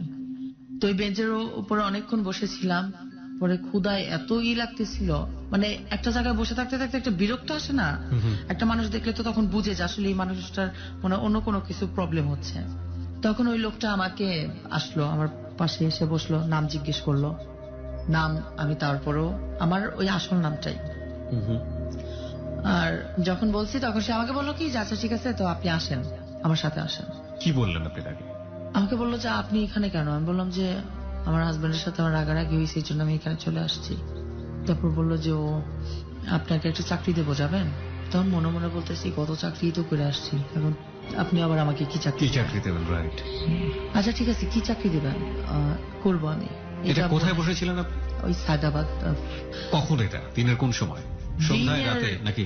আমি তো বের হয়েছিলাম সে ভোর রাতে, তো সায়দাবাদ তো আইসা পৌঁছেছে আপনার 12টার মধ্যে, আর 12টা থেকে প্রায় সন্ধ্যা হয়ে গেছে। তখন সন্ধ্যার সময় আপনি একা একা বসে আছেন কোন একটা জায়গায়? প্রায় সন্ধ্যা হচ্ছে তখন। ওকে। তখন লোকটা আমাকে আসলো, বললো ঠিক আছে তাহলে চলো, তোমার একটা চাকরি দেবো। চাকরি? এটা আবার কোন চাকরি? তারপর সে আমাকে, আমি আজকে যেখান থেকে আসছি সেই আপুর কাছে আমাকে নিয়ে আসে। আরেকটা আপু এটা? হ্যাঁ, এটা হচ্ছে আরেকটা আপু। ওকে। এই আপুটা যখন আমাকে দেখে তখন আমাকে বলে যে কোথা থেকে আনছো, কিভাবে আসো, এই বিষয়ে সবকিছু জানে। তারপর তার সাথে একদিন রাতে আমি বসলাম, আমি বললাম যে আমি কিন্তু আপু বুঝতে পারছি আপনার বাসায় কি হয়, আমি কিন্তু জানি এগুলি। তখন বললো যে তাই, এটা তো ভালো, মানে ওনার একটু কথা অন্যরকম করে বললো যে এটা তো ভালো, সহজে তো মেয়েরা বুঝে না। আমি বললাম যে না, এটা আমি বুঝি, এটা আমি জানি। তারপর সে আমারে বললো কি, যে আমি তারে বললাম যে আচ্ছা এই কাজ ছাড়া অন্য কোনো লাইন ঘাট নাই? তখন সে আমার বললো কি যে হ্যাঁ লাইন আছে। ইয়াবা খাইছো কোনোদিন? ইয়াবা দেখছো? বললাম ইয়াবা না, ইয়াবা আবার কি? তখন আমি ওটা চিনি না, জানি না। তখন সে আমার বললো কি যে ইয়াবাটা হচ্ছে গিয়ে তোমার, এটা যদি ব্যবসা করো তাহলে তুমি অনেক টাকা পয়সা পাবা। আমি বললাম তো এটাই তো ভালো, নিজের দেহরে নাই কইরা এটা করাই ভালো। তারপর ওই আপুর সাথে যেদিন গেছি আমি সেদিনই ওনার সাথে আমি পুরো ফাইনালি কথাবার্তা বলে নিছি, কারণ ওনার সাথে আমি ফাইনালি কথাবার্তা না বললে ওই আগের মতন আবার যদি আমার যদি দৌড়াইতে হয়, কি দরকার, আমি আবার নিজেই করবো, তাই জানি না নেই অন্য কোনো ইয়ে আছে নাকি। তারপর আপুর সাথে আমি প্রথম গেছি কক্সবাজার থেকে, তারপর হচ্ছে আপনার টেকনাফেরও মানে পরে হচ্ছে বা বার্মা মায়ানমারের যে মানে অংশের যে দিক দিয়ে যাইতে হয় পাহাড়ি অঞ্চল টঞ্চল। মানে উনি আপনাকে নিয়ে যাচ্ছে ঢাকা থেকে? ওকে। মানে অনেক নদী পার হইতে হয়, নদী নৌকায় যাইতে হয় 1 ঘন্টা, আবার আরেকটু পরে আবার অনেক রাস্তা যাইতে হয় এরকম। স্কুল কি তখন বন্ধ একদম? পড়াশোনা কি বন্ধ? তখন বন্ধ, হ্যাঁ। বিয়ের পরই বন্ধ করে দিয়েছে? হ্যাঁ হ্যাঁ, তখন কোন ক্লাসে থাকা অবস্থায়? তখন আমি ক্লাস 9-এ মানে 9-এর রেজিস্ট্রি করব তখন, কিন্তু 9-এর রেজিস্ট্রিটা তখন আমি করতে পারিনি। ওকে। কিন্তু আমার ভাবনা কি যে আমি এইখান থেকে কিছু একটা করব, কিন্তু এইখানে হলো মানে সে আমাকে ওইটাই নিয়ে যাচ্ছিল, আমাকে রাস্তাটা চিনানোর জন্য, আসা যাওয়া, সে আমাকে দিয়ে এই কাজটা করাবে। তখন ওইখানে আমি যাওয়া আসা করতাম। তখন ওই ভাইয়াকে আমি তখন সেদিন ফোন দিয়ে বলছি যে যাক, আমি সারা জীবন আপনার কাছে ঋণী থাকবো, কারণ এরকম একটা জায়গাতে আনার জন্য। কারণ এখন তো আমার নিজেকে কষ্ট দিয়ে কিছু করতে হয় না। আমি এটাও খারাপ, এটাও অনেক খারাপ। এটা তো তখন তো আমি নিজে একা হইছি নষ্ট, আর এটা তো আমি তো আরো 10-কে নষ্ট করব, যেহেতু আমি নিয়ে আসবো আরো মানুষকে দেয়া হবে। কিন্তু তারপর আপনার ভালো লাগছে আপনাকে যেখানে নিয়ে গেল? কি কি দেখলেন আপনি? কি প্রসেসের মধ্যে ওখানে গেলাম, দেখলাম ওখানকার মানুষ, ওদের সাথে ওরা কথাবার্তা বললো, কিন্তু ওইখানের মধ্যে আর কি দালালরা আছে, ওদের সাথে কন্ট্যাক্ট করতে হয়। তো মানে 500 নেবে না 5000 পিস নেবে না 1000 পিস নেবে, কোথা থেকে এরকমটা ওইখানে কোন লোকেশন? এটা হচ্ছে তিবুপাড়া না জানি কি একটা নাম আর কি। বাংলাদেশের ভেতরে না বাইরে? গ্রামটার নাম যে টেকনাফের পরে আর কি। টেকনাফের পরে? হ্যাঁ। নিশ্চিত না এটা বাংলাদেশের ভেতরে? ওরা কি বাংলায় কথা বলে? না, কিভাবে জানি, একটু মানে টেনে টেনে অন্যরকম করে কথা বোঝা যায় কথাগুলো? হ্যাঁ, না আমি বুঝি না কথাগুলো বোঝেন না।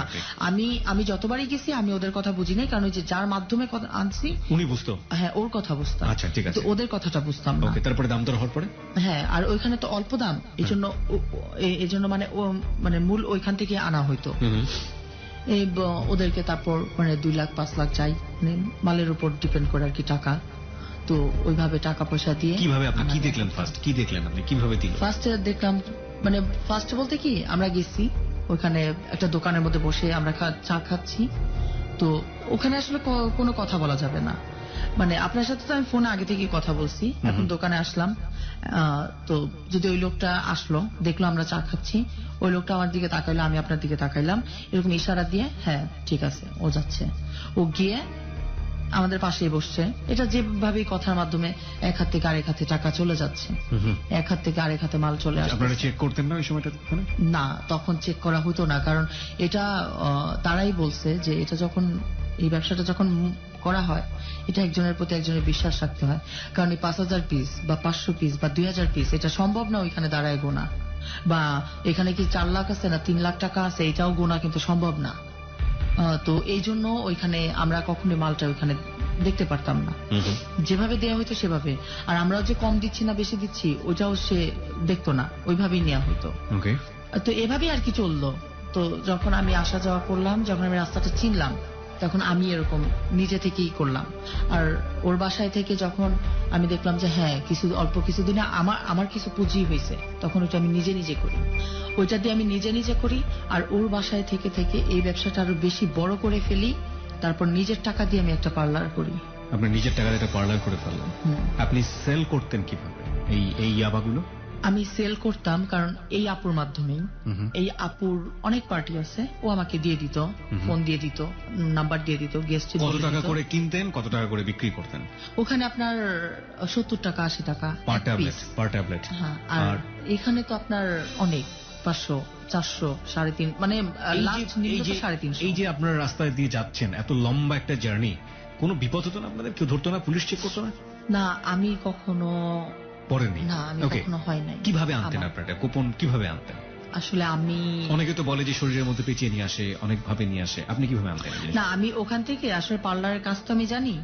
আমি তো আমার চুল অনেক বড় ছিল, ইদানিং আর কি চুলটা কেটে কেটে ছোট করে ফেলছি। আরো 2-3 বছর আগে যখন এটা ব্যবসাটা করছি, তখন চুল মানে পার্লার কাজ তো জানি, নিজেই খোপা করতাম, নিচে স্প্রে দিয়ে খোপা করতাম, খোপা করে চুলের ভিতরে ঢুকায় আনতাম। কতগুলো আটতো ওখানে? 5000 পিসই তো কয়টা, 10টার মধ্যে তো 5000 পিস ঢুকায় দিলে হয়ে যায়। আপনার ছোট ছোট প্যাকেট গুলি না, ওগুলি 10টা প্যাকেট ঢুকাইলেই হয়ে যেত। চুলটা যে বড় করে ফুলায় খোপা করতাম, শাড়ি টাড়ি পরতাম, চলে আসতাম। খোপা খুলে গেলে, মানে খোপা খুলে গেলে আসলে কখনো খুলে নাই। Okay, fine. So this is the situation, প্রিয় শ্রোতা। ওর খোপা কখনো খোলেনি এবং ও বিজনেস করে এই টাকা দিয়ে সে ঢাকা শহরে একটা পার্লার দিয়েছে। কোন জায়গাটায়? পার্লার দিয়েছে আমি আপনি লোকেশনটা শুধু বলেন আমাদের। টঙ্গীতে। টঙ্গীতে আপনি একটা পার্লার হ্যাঁ, দিলেন, কত টঙ্গীতে। টাকা খরচ করে? ওটা আপনার প্রায় 1.5 লাখের মতন খরচ। 1.5 লাখের মতো খরচ করে আপনি একটা পার্লার দিলেন। ওকে, তারপর? তারপর পুরোপুরি স্বয়ং সম্পূর্ণ ভাবে না, ছোটখাটো ভাবে একটা দিছি। পার্লার করলাম, পার্লার চলতেছে বলতে আমি পার্লার যে টঙ্গীর ওইখানে নিলাম, ওইখানে তারপর আমি বাসা নেই, ওখানেই আমি থাকি। আমার বাসা ভাড়া, আমার সবকিছু মানে টোটালি আমি দিই। তারপর মানে মাঝে মধ্যে এই আপুর সাথে আসি। মানে এই বিজনেসটাও করছেন মাঝে মাঝে? হ্যাঁ, এটাও করতেছি মাঝে মাঝে বলতে কি মানে 2 একদিন পরপরই তো আসতে হচ্ছে আমার। জি। না আসলে তো আমার তো বাসা ভাড়া দিতে পারবো না। তারপর পার্লারের যে ভাড়াটা এগুলো তো মানে চলবে না আমার। আর পার্লার তো নতুন দিছি, তেমন কাস্টমার নাই, পরিচিতি নাই, আস্তে আস্তে হবে। আর যখন এখানে আসতাম তখন তো আমার পার্লার তো বন্ধ থাকতো, পার্লারে তো কোনো মানুষ নাই, কোনো মেয়ে নাই, আমি ছাড়া। তো এইভাবেই আর কি যখন আসা যাওয়া করতাম, তো ওর বাসা থেকে একটা মেয়ের সাথে পরিচয় হয়। জি। তারপর ওই মেয়েটাকে আমি বললাম যে দেখো, এই কাজটা তোমার করতে হবে না, আমি আমার নিজের পার্লার আছে, তুমি আমার পার্লারে কাজ করবা, তোমার মাসে যা লাগে আমি দেবো। তারপর মেয়েটা রাজি হয়, মেয়েটাকে আমি কাজটা শিখাই। তারপর 1 মাসের মতন হয়ে গেছে, কারণ মেয়েটাকে তো আমার টাইম দিতে হবে, মেয়েটাকে তো আমার কাজটা শিখাতে হবে। জি। তো এই জন্য আমি 1 মাসের মতন এই আপুর কাছে আসি না। তারপর পার্লারে আমি থাকি, কাস্টমার আসে যায়, এভাবে চলি। তারপর একদিন হঠাৎ আপু আমাকে ফোন দেয় যে ভালো একটা ছেলে পাইছি, তুই আয়। তো এর মধ্যে সরি আমার নামের কথাটা বলা হয় নাই। তো যখন ওই ভাইয়াটা যখন আমাকে নিয়ে আসে, ওই যে সায়দাবাদ থেকে যখন নিয়ে আসে, তখন ওই ভাইয়াটা তোমাকে আমার নাম জিজ্ঞেস করছিল। জি। তখন তো আমি তো আমার আসল নামটাই বলছিলাম। কিন্তু ওই ভাইয়া আমাকে যখন এই বাসায় দেয়, এই বাসার আপুর সাথে পরিচয় করায়, তখন বলছে যে দেখো, অনেক মানুষ অনেক কিছু করে, কিন্তু তোমার তো আসলে একটা নাম আছে, এই নামটা তুমি সবার কাছেই মানে ইউজ করো না, তোমার একটা নকল একটা নাম দিও। তারপর আমি আমার নকল নাম, আমি কি নকল নাম মানে কি, আমি কিভাবে নাম দেবো? তারপর ওই তখন থেকেই এই আপু যখন আমাকে ফার্স্ট জিজ্ঞেস করে তোমার নাম কি, তখন আমি বলছিলাম যে আমার নাম রূপা। আপনি এই নামেই পুরোপুরি এই জায়গাতে, এই জগতে জড়িত আছেন? Okay. এখন পুরোপুরি ভাবে এই রূপা নামই আমাকে সবাই চেনে এখানকার। ওকে। তো ওই তখন আপু আমারে বললো যে রূপা, এরকম একটা ভালো একটা ছেলে পাইছি, খুবই ইয়াবা খায়, তোর সাথে খুব ভালো জমবে। তখন কি আপনি ইয়াবা নিচ্ছেন? হ্যাঁ। তখন আপনি ইয়াবা খাচ্ছেন? হ্যাঁ, তখন তো মানে কন্টিনিউ প্রতিদিন আমার 20-25টা লাগে এরকম। আপনি এর আগে তো কোনো ড্রাগ নিতেন না? নিতেন কি? না, তখন আমি তো নিতাম না। ইয়াবাই আপনার ফার্স্ট ড্রাগ? হ্যাঁ, ফার্স্ট। কেন নিলেন? মানে আসলে বুঝি নাই, কারণ আমি এটা করি অথচ আমি খাবো না, মানে কৌতূহল বশত আমি খাই। আর আপনি তো জানতেন যেটা খারাপ জিনিস। হ্যাঁ, এটা খারাপ জিনিস, আসলে খারাপ জিনিস জানতাম, আমি নিজেও নিয়ে আসতাম, নিজের সবাইকে দিতাম, আর আমার সামনে মেয়েরা খাচ্ছে, ওইটা ওরা নিজেরা কিভাবে খাচ্ছে এটা আমি ফলো করতাম, যে ওরা খাচ্ছে, এটা আমিও ট্রাই করবো, দেখি আমি পারি এটা না। খেলে ভালো কোনো ব্যাপার স্যাপার আছে, এগুলো কি আপনাকে কেউ কখনো বলেছিল? না, এটা খেলে তো অবশ্যই কখনোই ভালো মন মানসিকতা থাকে না, বা ভালো কোনো কিছুই হয় না। তারপরেও আপনি জেনে এই জিনিসটা করেছেন? হ্যাঁ, এটা আমি ওকে। বুঝছিলাম। তো this is a very very important point, প্রিয় শ্রোতা। ও জেনে শুনে এই ধরনের এই কাজটা করেছে। একটা কথা হচ্ছে যে আপনি যে পরিবেশে থাকবেন, সেই পরিবেশটাই আপনাকে কোনো না কোনো ভাবে ইনফ্লুয়েন্স করবে সেই কাজগুলোর জন্য। ও যে পরিবেশে বড় হচ্ছে, সেই পরিবেশ কিন্তু আলটিমেটলি ওকে ইনফ্লুয়েন্স করছে যে খারাপ কাজগুলো করার জন্য। হ্যাঁ, তো আপনার আপুটা বলল যে আমি এই আপু নিয়ে অনেকে কনফিউজ হয়ে যাবে। প্রথম একজন আপুর কল্যাণে আজকে আপনি এই জগতে, তারপর একজন আরেক আপু, দ্বিতীয় আপুর প্রসঙ্গে আপনি আপুগুলোর নাম বলতে চান না, তো এই দ্বিতীয় আপু আপনাকে বললো যে এরকম একজন খদ্দের আছে বা কেউ একজন আছে কাস্টমার, সে আসলে আপনার মতো প্রচন্ড রকম ইয়াবা খায়। হ্যাঁ। তারপর আমি ওখান থেকে চলে আসি বা আমার বাসা থেকে চলে আসার পর যখন দেখি যে এরকম এই ভাইয়াটাও ইয়াবা খায়, তারপর আমি ওনার কন্ট্যাক্ট নাম্বার নেই। তারপর আমি বলি যে আপনি কোথায় থাকেন? উনি বলে যে উনি উত্তরাতে থাকে। তাই আমি বললাম উত্তরা তো আমার জন্য অনেক কাছে, তা আপনি আর এত কষ্ট করে এখানে আসেন কেন, মানে মালিবাগ রামপুরা এখানে আসেন কেন? তো আপনি তো আমার ওইখানেই তো আমার সাথে কন্ট্যাক্ট করতে পারেন, আর আপনি আমার কাছ থেকে মানে 500 করে দিবেন, আপনি আমার কাছ থেকে ভালো জিনিস পাবেন। কি কি নাম এগুলার? তারপর আর এখন তো কোনটা ভালো সবচেয়ে ভালো তো তাকে আমি বলছি, তো তার সাথে সেদিন আমি খুব খাইছি, সেও খাইছে আমিও খাইছি। খাওয়া দাওয়ার পরে তারে বললাম যে চলেন আজকে আপনি আমার বাসায় যাবেন। তো সে বলল যে না, আজকে যাব না, আজকে তো আমার টাইমই নাই, তো আমার নাম্বারটা তুমি রাখো, তুমি আমার সাথে যোগাযোগ করবা। আমি বলছি যে আমি আপনার সাথে যোগাযোগ করতে পারবো না, আপনি আমার নাম্বারটা রাখেন, আপনি আমার সাথে কন্ট্যাক্ট করবেন। তারপর আমি আমার নাম্বারটা তারে দিছি। তারপর সে মাঝে মধ্যে আমার সাথে কন্ট্যাক্ট করতো। এর মধ্যে এই আপুর বাসায় আসা যাওয়াও করি। তো একদিন এর মধ্যেই আর কি ব্যবসা চলতেছে, ইয়াবার ব্যবসা চলতেছে। আপনার হাজবেন্ডের সাথে কোনো যোগাযোগ নেই? না, আমার ওই হাজবেন্ডের সাথে আমার কোনো প্রকার যোগাযোগ নাই। এই ছেলের সাথে যে আপনার ইয়াবার ব্যাপার নিয়ে কথা হচ্ছে, সেই দিন পর্যন্ত কতদিন? এই তো ওইখান থেকে আসলাম, ওই ওর সাথে সংসার করলাম তো 2 বছরের মতো। 2 বছরের পরে আপনি যে পার্লার করলেন এবং মাঝে মাঝে আবার তখন করতে পারলেন, এটা করতে মোটামুটি আমার 1 বছরের মতো, মানে 1 বছরের মধ্যে কোনো যোগাযোগ হয়নি তার সঙ্গে? না। ওকে, তারপর এই 1 বছরের মতন লাগছে যখন আমার পার্লার টার্লার সবকিছু হয়েছে, এগুলো তো চললো, মানে ইয়াবা প্লাস পার্লার এগুলো চললো, বাসা ভাড়া টাড়া দিয়ে মানে চলতেছে আমার কোন রকম। তারপর একদিন আমরা সবাই মিলে, বান্ধবীরা সবাই মিলে বাড্ডাতে গেলাম। বান্ধবীরা বলতে কি, মানে নানান ভাবে নানান বান্ধবী আর কি হইছে। তো ওদের মাধ্যমে মানে ওরা ও মানে পার্লার করতে গেছি বা ইয়াবার ব্যবসা করতে গেছি বা ওই যে ওই পার্টি করতে গেছি, অনেক জায়গায় মেয়েদের সাথে পরিচয়। তো ওখান থেকে আর কি কিছু কিছু আমরা ভালো, আমাদের যাদের সাথে ভালো বন্ধুত্ব হয়েছে আমরা কন্ট্যাক্ট করি সবসময়। তো আমরা রামপুরা মোল্লা টাওয়ার মার্কেটে গেছি, মার্কেট টার্কেট করি, আমি শাড়ি টাড়ি কিনি, অনেক কিছু। তারপর ওই ফাস্টফুডের দোকানের মধ্যে বসে আমরা খাচ্ছি, আর পাশে প্রায় 3-4টা ছেলে আড্ডা মারতেছে, খাইতেছে। তো ওখান থেকে একটা ছেলেকে আমার ভালো লাগছে। আপনারই ভালো লেগেছে? হ্যাঁ, আমার ভালো লাগছে। যাকে বলে যে প্রথম একটা ভালোবাসা বা লাভ, এটা আসলে এটাই। হ্যাঁ, কিন্তু আমি যাকে বিয়ে করছিলাম, যার সাথে আমার সংসার হয়েছে, তার প্রতি আমার এরকম একটা ফিল হয় নাই। তারপর আমি ঘুরে ঘুরে বারবার ওই ছেলেটার দিকে তাকাচ্ছি। তারপর আমার একটা বান্ধবী আছে, ডলি নাম বান্ধবীটা, ও আমাকে বলতেছে, কিরে রূপা তুই কার দিকে বারবার তাকাইতেছিস? ওকে আমি বলতেছি যে দেখ পিছনে দেখ, কি সুন্দর একটা ছেলে দেখ বসে আছে। বলে এইখানে একটা না প্রায় 4-5টা, তুই কোনটার কথা বলতেছিস? পরে বললাম যে ওই যে মানে কালো শার্ট বা এরকম এরকম, পরে করলাম, ইঙ্গিতে বুঝাইলাম। ওরা উপরে মানে আমরাই ছেলেদের সাথে মজা করতেছি, কিন্তু ওরা আমাদেরকে দেখে মনে হইতেছে যে খুব লজ্জা পাইতেছে, এরকম একটা অবস্থা। তারপর আমার যাকে ভালো লাগছে ওর দিকে মানে তাকায় বারবার, আমি শুধু হাসতেছি। তারপর ওদের মধ্যে থেকে একটা ছেলে এসে আমাদেরকে বলতেছে যে আচ্ছা আপু, আপনাদের সমস্যাটা কি, আপনারা আমাদেরকে দেখে এরকম হাসতেছেন কেন? মানে আমি তখন বললাম যে কেন ভাই, আপনি কি লজ্জা পাচ্ছেন? তখন বললো যে না, লজ্জা তো পাবেন আপনারা, কিন্তু আপনারা আমাদেরকে দেখে এরকম হাসতেছেন কেন? তারপর আমি বললাম যে আপনার যে ওই যে সাইডে যে একটা ছেলে আছে, ওই ছেলেটার কন্ট্যাক্ট নাম্বার মানে আমাকে এনে দেন। মানে আমি এভাবে ডাইরেক্ট বললাম। তারপর বললো যে কেন, আপনি ওর কন্ট্যাক্ট নাম্বার দিয়ে কি করবেন? আমি বললাম যে আমার ভালো লাগছে, এই জন্য আমি ওর কন্ট্যাক্ট নাম্বার চাইছি। এরকম করে যখন বলছি তখন ও বললো যে আচ্ছা ঠিক আছে, আমি বলে দেখি নাম্বারটা দেয় নাকি। যখন ওর মানে নাম্বারটার কথা বলছে, ও নিজেই উঠে আসছে, উঠে এসে আমাকে বলতেছে যে আপনার নাম কি? আমি বললাম যে রূপা। তারপর বলে যে আপনারা এখানে কেন আসছেন? আমি বললাম যে কেন আসছি দেখতে পারতেছেন না, আপনাদের সাথে মজা নিব এই জন্য আসছি। তারপর অনেক হাসাহাসি হয়েছে, অনেক কথাবার্তা, মানে এর মধ্যে অনেক কথাবার্তা বলছি। বলার পর তারপর ওই ছেলেটা বলতেছে যে চল, এরা মনে হয় ভালো না, এরা দেখছিস কিভাবে নিজেরা বেহায়ের মতন নিজেই সাথে সাথে নাম্বার চাইতেছে। কোন ছেলে বলেছে? যে ছেলেটাকে আপনার পছন্দ হয়েছে? না, ওর সাথে আরেকটা বলতেছে ওরা মনে হয় ভালো না, দেখ নিজে থেকে কিভাবে ট্যাপ ট্যাপ করে তাকায় আছে, চল এর অনেক ফাস্ট, এদের সাথে কথা বলা সম্ভব না। তারপর আমি বললাম যে আপনি আপনার কন্ট্যাক্ট নাম্বারটা দিয়ে যান, মানে আস্তে করে বলছি ওই ছেলেটাকে। তারপর ওর নাম্বারটা আমাকে মানে কোথা থেকে জানি কাগজে কলম, আমি এটা অবশ্য খেয়াল করি নাই, মানে একটা কাগজ বের করে ওই নাম্বারটা আমাকে দিল। পরে আমি বললাম যে এত তাড়াতাড়ি আপনি লিখেও ফেলছেন কলম আপনার, মানে যখন বললাম যে এত তাড়াতাড়ি আপনি কিভাবে লিখলেন, বললো যে মনে মন টান থাকলে সবকিছুই হয়, এভাবে করে বলে তারপর ও আমাকে নাম্বারটা দিয়ে যায়।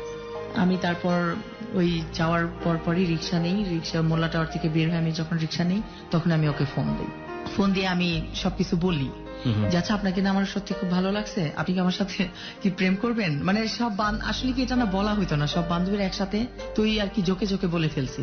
একা একা থাকলে বা অন্য একটা মোড়ে থাকলে অবশ্যই মানে বলতে পারতাম না। তা আমি যখন বলছি তখন ও আসলে আমার সাথে হ্যাঁ প্রেম তো করাই যায়, সমস্যা কি? মানে আসলে ও আমার সাথে ফান করতেছে, কিন্তু আমার মানে ভালো লাগছে, আমিও আসলে ফান করে বলতেছি, কিন্তু আমার ভালো লাগছে। তারপর ওর সাথে আমার প্রায় যোগাযোগ চলতে থাকে, এই 3-4 দিন পর 1 সপ্তাহ পর 15 দিন পর এইভাবে যোগাযোগ চলে। কারণ ওর সাথে তো আমি কন্টিনিউ যোগাযোগ করতে পারি না, কারণ আমার অনেক কাজ আছে, আমার অনেক কাজে আমাকে সময় দিতে হবে। ওর সাথে তো আমি কন্টিনিউ যোগাযোগ করলে দেখা যাবে এক পর্যায়ে ও আমাকে দেখা করতে বলবে, বা আরো অন্য ওর সাথে আমার সম্পর্কটা আরো অন্যদিকে যেতে পারে, তো ওকে তো আমি টাইম দিতে পারবো না। তো এই জন্য ওর সাথে তেমন একটা বেশি কথা বলতাম না, আমি আমার মতন থাকতাম। তারপর ওর সাথে আমার প্রায় 3-4 মাস পর যখন কথাবার্তা হলো, যোগাযোগ হলো, ও আমার বাসায় আসলো, ও দেখলো যে আমার বাসা এটা, আমার পার্লার। তারপর ও আমাকে বিয়ে করতে চায়, ওকে আমি বিয়ে করি। মানে এখানে একটু জাস্ট জানার জন্য বলছি যে ছেলেটা সম্পর্কে আপনি ডিটেল জানতেন, যে ওর ফ্যামিলি কিরকম, ও কিরকম, একই সাথে ওকে আপনার সম্পর্কে জানতো? ওই 3-4 মাসের মধ্যে ওর মা বাবার সাথে আমি কথা বলি ফোনে, আর ওই সময়ের মধ্যেই ও আমার যে বড় ভাই ছিল, ও বাংলাদেশে আসছিল, ওর সাথে কথা বলে, বড় বোনের সাথে কথাবার্তা হয়। আপনার সমস্ত হিস্ট্রি কি সে জানতো? না। কি জানতো সে?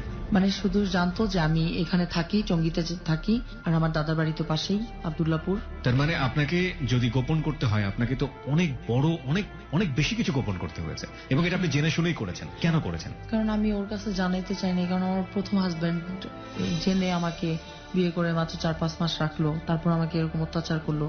ও যদি জানে তা ও তো আমাকে অথবা অত্যাচার করতে পারে। আপনার ফার্স্ট হাজবেন্ড কি যখন আপনাকে অত্যাচার করতো তখন আপনাকে এগুলো নিয়ে খোঁটা দিত, এগুলো নিয়ে কথা বলতো? হ্যাঁ, গালাগালি তো করতো, মারতো। এবং আপনি এই জন্যই আপনার একটা ইতিহাস, আপনার সমস্ত সত্যকে গোপন করে আপনি তৃতীয় জনের কাছে আপনার জীবনের সুখ খুঁজতে চেয়েছেন। হ্যাঁ, this is another mistake, big mistake, প্রিয় শ্রোতা। কারণ সত্য কখনোই গোপন থাকে না। দেখুন, এই যে বললাম না যে মানুষ যখন অপরাধের মধ্যে ঢুকে যায় একটার পর একটা অপরাধ করতে থাকে, কিন্তু একটা মানুষ সহজে অপরাধী হয় না, পরিস্থিতি তাকে বাধ্য করে। আজকে যে কিশোরী বা শৈশবের যে রূপাকে আমরা আবিষ্কার করেছি, সেই রূপাকে আপনি অপরাধী বলেন বা সামাজিকতার জায়গা থেকে প্রচন্ড নিন্দনীয় ব্যক্তিই বলেন, সে কিন্তু পরিস্থিতির শিকার। এবং একটা কথা আছে রবীন্দ্রনাথের, যাকে তুমি পেছনে ফেলছো সে তোমাকে পেছন থেকেই টানবে। এই রূপাদেরকে পেছনে ফেলে সমাজ বলেন বা আপনি বলেন, আমি বলেন, চারপাশ বলেন, কেউই কখনো ভালো থাকতে পারবে না। যাই হোক, আমরা আবারও তার কাছে ফিরে যেতে চাই। আপনি যেটা বলছিলেন যে হ্যাঁ, গোপন করলেন এবং আপনি বিয়ে করলেন, একবার কি মনের মধ্যে ভয় কাজ করলো না যদি জেনে যায় সবকিছু, কেউ যদি বলে দেয়? কারণ আমার ফ্যামিলির মানুষরাও তো তেমন একটা কিছু জানে না। আপনার ফ্যামিলি কি তাকে রিসিভ করেছিল, আপনার এই সেকেন্ড হাজবেন্ডকে? না, আমার বাবার কাছে তো আমি এখনো যাই নাই। আপনার বাবা সম্পর্কে তাকে কি বলেছিলেন? আমি বলছি যে আমার বাবা ভালো না, নেশাপানি করে, কিন্তু আমাদের বাড়িটা সবকিছু দেখছে, আমাদের এলাকাতে গেছে, দেখছে সবকিছু। তখন কি বাবার সঙ্গে কথা হয়েছে? না, তখনও হয়নি? না। এর মধ্যে যখন আমি আমার বাবাকে বলছি যে আমি কিন্তু বিয়ে করবো এখন। সেকেন্ড বিয়েটা কি ফার্স্ট বিয়ে জেনেছে? হ্যাঁ, এটাই তারা জানে। তারপর আমি যখন বলছি বাড়ি মানে তো ওটা আপনাদের নিজেদের বাড়ি ছিল, right? হ্যাঁ, আমাদের নিজের। কোথায় যেন ছিল বাড়িটা?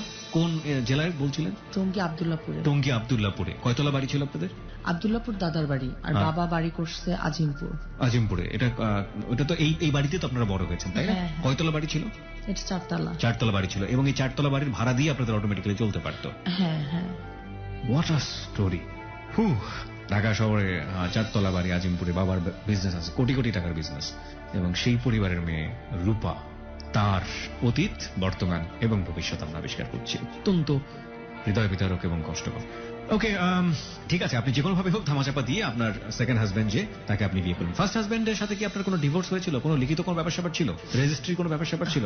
না, কোনো যখন কিছু ছিল না? না, যখন ওকে আমি বিয়ে করব তখন এই আপুর সাথে আমি সবকিছু শেয়ার করছি, আর আপু তারপর আমাকে বলছে যে দেখ রূপা, মানুষ যত যাই করুক, তুই তো তোর ফেসটা চেঞ্জ করতে পারবি না। এই আপু জানে যে এটা আমার আসল নাম না, কিন্তু বলতেছে যে তুই তো সবকিছু চেঞ্জ করলি, সব নকল দিলি, কাগজপত্র তুই টাকা পয়সা দিয়ে ঘুষ দিয়ে নকল করলি, কিন্তু তুই তো তোর বডিটা, ফেসটা তোর নকল করতে পারবি না, তুই ওকে ডিভোর্স দে। তারপরে আমি আপুর মাধ্যমে কোর্টে যাই, ওকে আমি ডিভোর্স দিই। তারপর এটা আমি যখন আমি পুরো শিওর হই, ওদের দোকানে আমি পাঠাই, ওদের বাড়িতে পাঠাই ডিভোর্সের কাগজটা। যখন যাই তারপর আমি মানে পুরোপুরি শিওর হই যে যাক, এখন ওর সাথে আমার পুরোপুরি। ডিভোর্স পেপার পাওয়ার পরও সে যোগাযোগ করেনি আপনার ফার্স্ট হাজবেন্ড? না, ওকে। ওর সাথে আমার কোনো যোগাযোগ নাই, আর ওর সাথে আমার ওই আসার পর থেকে আর কোনো হাই হ্যালো নাই, আমি দেই নেই, আমি কখনো দেই নেই। ওকে। তারপর তো ওকে আমি বিয়ে করি। বিয়ে করার পর ও বেশ ভালো চলে, ওর চাকরি করতো, বাইং হাউসের ইসে ছিল আর কি, ওখানে চাকরি করতো। মানে মোটামুটি বলতে কি আমি পুরোপুরি সবকিছু ছেড়ে দেই, সবকিছু ইয়াবা, তারপর এই যে খারাপ যে কোনো লাইনগুলি সবকিছু আমি ছেড়ে দিই। ওর সাথে আমি সংসার করি, বেশ ভালোই। ওর সাথে আমি পুরো 1 বছরের মতন যখন সংসার চলতে থাকে আমার, তারপর আপনার ওর কি হলো আমি জানি না, ও চাকরিটা ছেড়ে দিয়ে ও বললো যে ও শেয়ার বাজারে কি বিজনেস করবে, টাকা পয়সা আছে, এটা সেটা। ও আমার এই যে গয়না টয়না দিছিল, গয়না টয়না সবকিছু বিক্রি করলো, ওর হুন্ডাটাও ও বিক্রি করলো, ও সবকিছু বিক্রি করে ও আমারে বললো যে তুমি চিন্তা করো না, বেশি দিন লাগবে না, আমার এইটা উঠতে বেশি দিন লাগবে না। কিন্তু এই আশা করে ও যে কোন আশা করে যে এটা ওই মানে লাভের আশা করতে গিয়ে আর লাভ হইলো না, শেয়ার বাজারে ধরা খেয়ে গেল। হ্যাঁ, ধরা খাইছে। ধরা মানে মানে এটা বড় আকারে, সবকিছু, সব টাকা একবারে মায়ের, কোনো 1 টাকাও লাভ আসেনি। ওকে। তো এটা যখন এই তো বাড়তে থাকে, তারপর ওর সাথে আমার সংসার জীবনটা গাঢ় হয়। গাঢ় হয় বলতে কি, যে ওকে যখন আমি বলি যে তুমি আর আমি যখন আমাদের মধ্যে একটা বাচ্চা কাচ্চা আসবে, তখন তুমি কি করবা? বলে চিন্তা করো না, বাড়ি তো যাওয়া যাবে, বাড়ি তো আছে, বাড়িতে যাওয়া যাবে, সমস্যা কি? কিন্তু আমি ওরে বলছি কি যে না, আমি কখনো তোমার বাড়িতে যাব না, কারণ বাড়িতে যাব না, তোমার মার সাথে আমার অনেক গ্যাঞ্জাম হয়েছে, তোমার মার সাথে আমি একসাথে থাকবো না, বাড়িতে যাব না। আমি অনেক কষ্ট করছি, সবার লাথি ঝাঁটা বাড়ি এটা সেটা খাইছি, আমি তোমার বাড়িতে যাব না। এরকম যখন ওর সাথে আমার কথা কাটাকাটি হয়, ও চায় ওর বাড়িতে নিতে, আমি যাইতে চাই না। তারপর আমি বলছি যে আচ্ছা ঠিক আছে দেখি সংসারটা কিভাবে কি করা যায়। যখন দেখলাম যে ওর কোনো দিকে আয় উন্নতি নাই, এই আপুর সাথে আবার আমি কথা বলি যে আপু কি করা যায়, আমার তো এই ইয়াবা টিয়াবা দিয়া হইতেছে না, আর পার্লার দিয়া বাসা ভাড়া হইতেছে, আর কিন্তু খাওয়া খরচটাও পরিপূর্ণভাবে হচ্ছে না। ওকে, তারপর আপু বলল যে বিদেশে যাবি নাকি। তারপর বললাম বিদেশে কোন দেশে? বললো যে ভিজিট ভিসা। আমি বললাম যে তুমি তো জানো যে আমার তো শারীরিক ভাবে প্রবলেম আছে, আমি বেশি কিছু করতে পারি না। বললো যে আরে বেশি কিছু না, ওইখানে ক্লাব ট্লাব আছে, তুই জাস্ট একটু আপ্যায়ন করবি, ওই যে বিয়ার টিয়ার খায় ওদেরকে একটু আপ্যায়ন করলি, আইনা টেনা দিলি, এতেই হবে। তো ওইখানে বেশি কাজ টাজ করতে হয় না, বেশি কিছু না। যখন এইভাবে করে বললো তারপর আমি বললাম যে আচ্ছা ঠিক আছে তাহলে পাসপোর্টটা করি। পাসপোর্ট করলাম, ভিসা টিসা করলো থাইল্যান্ডের জন্য। আমি তখন জানতাম যে দুবাই বা অন্য কোনো দেশে, কিন্তু পরে বললো যে না ভিজিট ভিসায় থাইল্যান্ডে। তখন আমি বললাম যে আচ্ছা ঠিক আছে তাহলে চলো যাই, এই আপু সহ আমি আরো 2টা মেয়ে আমরা যাই, মানে মোট আমরা 4টা মেয়ে যাই। ওকে, প্রথম কথা হচ্ছে যে আপনি কি তখন ইয়াবার সাথে জড়িত ছিলেন? ইয়াবা ব্যবসা কি তখনও করতেন আপনার হাজবেন্ডকে বিয়ে করার, আপনার সংসারে আসার পরে? না না করতেন না? না, তখন পার্লার ব্যবসাটা ছিল? হ্যাঁ পার্লার ছিল। ওকে, এই ব্যবসাটা দিয়ে আপনার হচ্ছে না এবং এই কারণে আপনি আপনার আপুকে বললেন, সেকেন্ড যে আপুটা ছিল সেই আপু আপনাকে বলল বিদেশ যাবে কি। বিদেশ কেন যাবেন? কি বলেছিল সে? বিদেশ গেলে কিসের আয় হবে, কেন আয় হবে? না আমি ওই আপুকে বলছিলাম যে আপু দেখো নিজে এই খারাপ কাজ করা ইয়াবা এগুলিও পোষায় না বলতে আর ভালো লাগে না, এগুলি নিয়ে এত ঘাটাঘাটি করা ভালো লাগে না। অন্য কোনো কিছু কি আর করার মতন কোনো রাস্তা নাই? তখনও বললো যে বিদেশের লাইন আছে, যাবি নাকি? তখন আমি বললাম যে বিদেশের কিরকম কিরকম প্রচুর কাজ করতে হয়, প্রচুর ই করতে হয়? তখন বললো যে এটাও এক ধরনের প্রস্টিটিউশন, রাইট? এটা আপনি জেনে শুনেই বিদেশে গিয়েছেন? হ্যাঁ। Okay, so this is my point, যে এটা কি আপনার হাজবেন্ড জানতো? না, যাওয়ার আগেই তো আপনার হাজবেন্ড জানার কথা। না আমি যখন যাই ওইখানে যাওয়ার পরে আর কেউ জানে। যাওয়ার আগে কেন জানাননি? যাওয়ার আগে জানাই নাই, কারণ ও তো আবার যদি আমাকে বাধা টাধা দেয় এই জন্য। Okay, so this is a very very important point প্রিয় শ্রোতা। দেখুন অপরাধ কত বড় হতে পারে। আপনি আপনার হাজবেন্ডের কাছ থেকে গোপন করে বিদেশে চলে গেলেন এবং ফর দ্য ফার্স্ট টাইম আপনি জানতেনও না, এটাই আপনার প্রথম বিদেশ যাওয়া। সো যে কোনো ভাবেই হোক আপনি তো মাঝে মাঝে এটা শুনতেন বা শোনাটাই স্বাভাবিক যে মেয়েরা বিদেশে গিয়ে পাচার হয়ে যায়, এগুলো শুনেছেন না কখনো আগে? হ্যাঁ এটা শুনছি। শোনার পরও আপনি এই ধরনের রিস্ক নিয়েছেন? না, কিন্তু এই আপুকে খুব বিশ্বাস করি তো এই জন্য আসলে বিশ্বাস করেই আপনি রিস্কটা নিয়েছেন? হ্যাঁ বিশ্বাস করি, এই জন্য ভাবছিলাম যে কোনো প্রকার কোনো সমস্যা হবে না। ওকে ফাইন, তারপর গেলেন আপনারা বিদেশে, কোথায় গেলেন? পাতায়া নামের এরকম একটা জায়গা। থাইল্যান্ডের পাতায়াতে। ওকে, হ্যাঁ হ্যাঁ, ওখানে থাকি প্রায় 2 মাস 25-26 দিনের মতন। ওইখানে থাকার পর ওখানে কাজ বলতে কি ওইখানে যে ক্লাব আছে বা বার আছে ওখানে ওনাদেরকে আপ্যায়ন করতে হয়, কিভাবে কি হয়েছে বিয়ার টিয়ার ওরা খাওয়া দাওয়া করে এগুলো আনা নেওয়া, এইটাই আর কি বেশিরভাগ। আর ওই কাজটা তেমন একটা বেশি না, আমরা তেমন একটা বেশি করি নাই। 4 দিন 5 দিন পর যদি আপনারা গেলেই তো এই কাজটা পাবেন, ব্যাপারটা এরকম না। নিশ্চয়ই ওখানে একটা গ্রুপ থাকে যারা আপনাদেরকে মেইনটেইন করে। কিভাবে এই জিনিসটা হয় আমাকে আমাদেরকে একজন আর কি রিসিভ করছিল এয়ারপোর্ট থেকে। উনি কি বাঙালি ছিলেন? হ্যাঁ বাঙালি ছিলেন। আচ্ছা, তারপর উনি ওইখানে থাকে, তো উনি আর কি আমাদেরকে বার ক্লাব বলে ওইখানে আর কি দেয়, ওইখানে আর কি ঠিক করে দেয় যে 2 মাসের জন্য তোমরা আসবা, এরকম ওনাদেরকে আপ্যায়ন টাপ্যায়ন করবা, আর বিয়ার টিয়ার আনা নেওয়া করলে তারা এরকম বকশিস টকশিস দিবে, তোমরা 4টা বিয়ার খাওয়াতে পারলে এত টাকা পাবা, এরকম করে আর কি বলে ওই আপুর সাথে। ওকে, আর এর মাঝখানে যে অনৈতিক কাজকর্ম যেটাকে আমরা বলছি সেটা আপনারা কিভাবে করতেন? না সেটা ওইখানে তেমন একটা হইতো না, তবে ওই হোটেলের রুমে নিয়ে আসতো যে আমাদের ক্লায়েন্ট নিয়ে আসতো। ওকে, তো ওভাবেই আর কি হয়। তো 2 মাস 25-26 দিন থাকি ওইখানে থাকি। তো ওখান থেকে তারপরেই তো আসি আমি। এর মধ্যে ওকে ফোন দিছি যে হ্যাঁ আমি পার্লারের কাজের জন্য আমি থাইল্যান্ডে আসছি, আপুর সাথে আমি থাইল্যান্ডে আসছি। ও আবার বলছে যে কোন আপু, ও চিনে না এটা নিয়ে অনেক মার্কেটিং করা হয়েছে, অনেক ঝগড়া হয়েছে ফোনে। আমি বলছি যে তোমার তো এত কিছু জানার দরকার নাই, তুমি তো বলছো যে তোমার সংসার চলতেছে না, তোমার টাকা হইলে তো সংসারটা চলে, তো তোমার এত কিছু জানার দরকার নাই, তুমি টাকা পেলে তুমি চুপ থাকো। তারপর এটা নিয়ে যখন আসছি তারপর আমাকে বলছে যে না তাহলে হবে না, তুমি তোমার মতন আলাদা হয়ে যাও, আমি যদি আমার বউকে যদি না চালাতে পারি বউর টাকা আমি খাবো না, এরকম যখন বলছে। তারপর ও আমাকে ছেড়ে দেবে। তারপর আমি ওরে বলছি যে আমার লাইফে আমি কিন্তু অনেক কিছু করছি, আর এত কিছু আমি বেশি কথা বলতে চাই না, কিন্তু তোমাকে আমি যদি না পাই আমি কিন্তু সত্যি কিছু একটা করব। তারপর ওর সাথে যখন আমার ভুল বুঝাবুঝি বলতে কি, ও চাচ্ছে যে আমাকে বাড়ি নিয়ে যাবে, তাই আমি বাড়িতে থাকবো না। বাড়ি কোথায় ছিল ওদের বাড়ি রাজশাহীতে।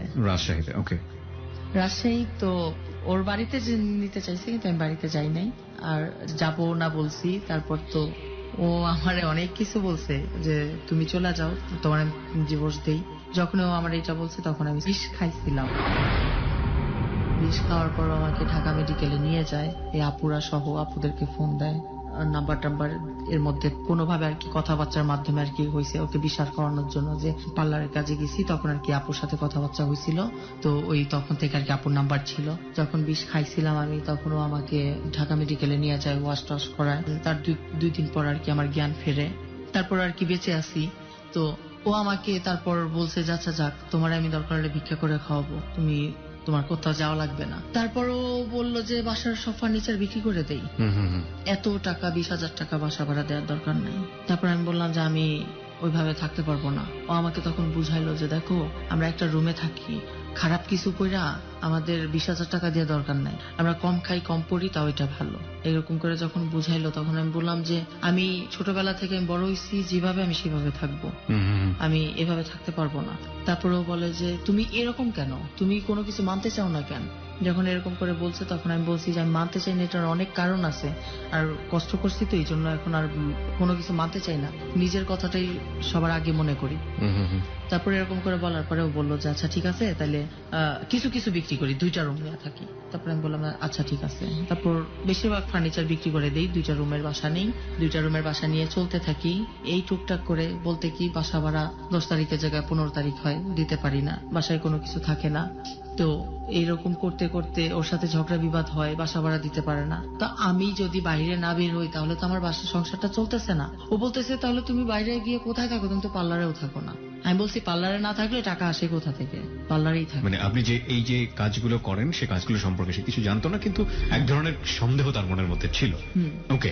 তারপরে তো ওর সাথে খুব গন্ডগোল হতে থাকে অভাব অনটন নিয়ে, মানে বাসা ভাড়া দিতে পারে না, সংসার চলতেছে না। তারপর কি করব, কিছু না ভেবে যখন কোনো কুল কিনারা না পাই তখন আবার বাধ্য হয়ে আবার তখন বাইরে কন্ট্যাক্ট করি, একে ফোন দেই ওকে ফোন দেই, ফোন দিয়ে দিয়ে কন্ট্যাক্ট করার চেষ্টা করি। আর এর মধ্যে আরেকটা কথা বলি নাই, আমি কিন্তু কন্টিনিউ বাবা খাই, বলতে 4টা 5টা 6টা এরকম লাগে। কিভাবে খেতেন? ও তো জানতো না। না, ও জানে না। গোপনে খেতেন কিভাবে? কোথায় খেতেন? পার্লারে বসে বসে খেতেন। আর ও তো সকালে বের হয়, আসে রাত 9টা 10টার সময়, বাসায় খাই, এই আর কি। কিন্তু জানে না বলতে একদিন বাসায় আসছে রাতের বেলা, দেখছে যে মানে টাকা মোড়ানো পাইপের মতন, বলতেছে যে এটা কি। আমি বললাম যে এটা কি, মানে এটা আমি জানি এটা কি, এটা তুমি না জানো। তখন আমি বললাম যে এটা মনে হয় ওই যে আমার বাসায় ছোট একটা বোনের মতন আমার বাসায় থাকে, কাজ টাজ করে। আমি বললাম যে ও মনে হয় এটা মনে হয় টাকা, এটা তো। তখন আমি খুলে দেখতেছি কি টাকা, আর ওর সামনে তো আমার একবারে না জানার ভান করতে হবে। আমি বলতেছি এটা তো টাকা, এটা তো 2 টাকার নোট। পরে বলতেছে যে তো এখানে কেন এরকম করে পেঁচানো কেন? আমি বললাম ও মনে হয় পেঁচায় রাখছে। আমার ছোট বোনটার নাম ধরে বললাম যে ও মনে হয় পেঁচায় রাখছে, ছোট মানুষ এরকম করে রাখছে। তারপর ও যখন এরকম কতদিন চলতে থাকে, কিন্তু বাবা আমি খাই কন্টিনিউ।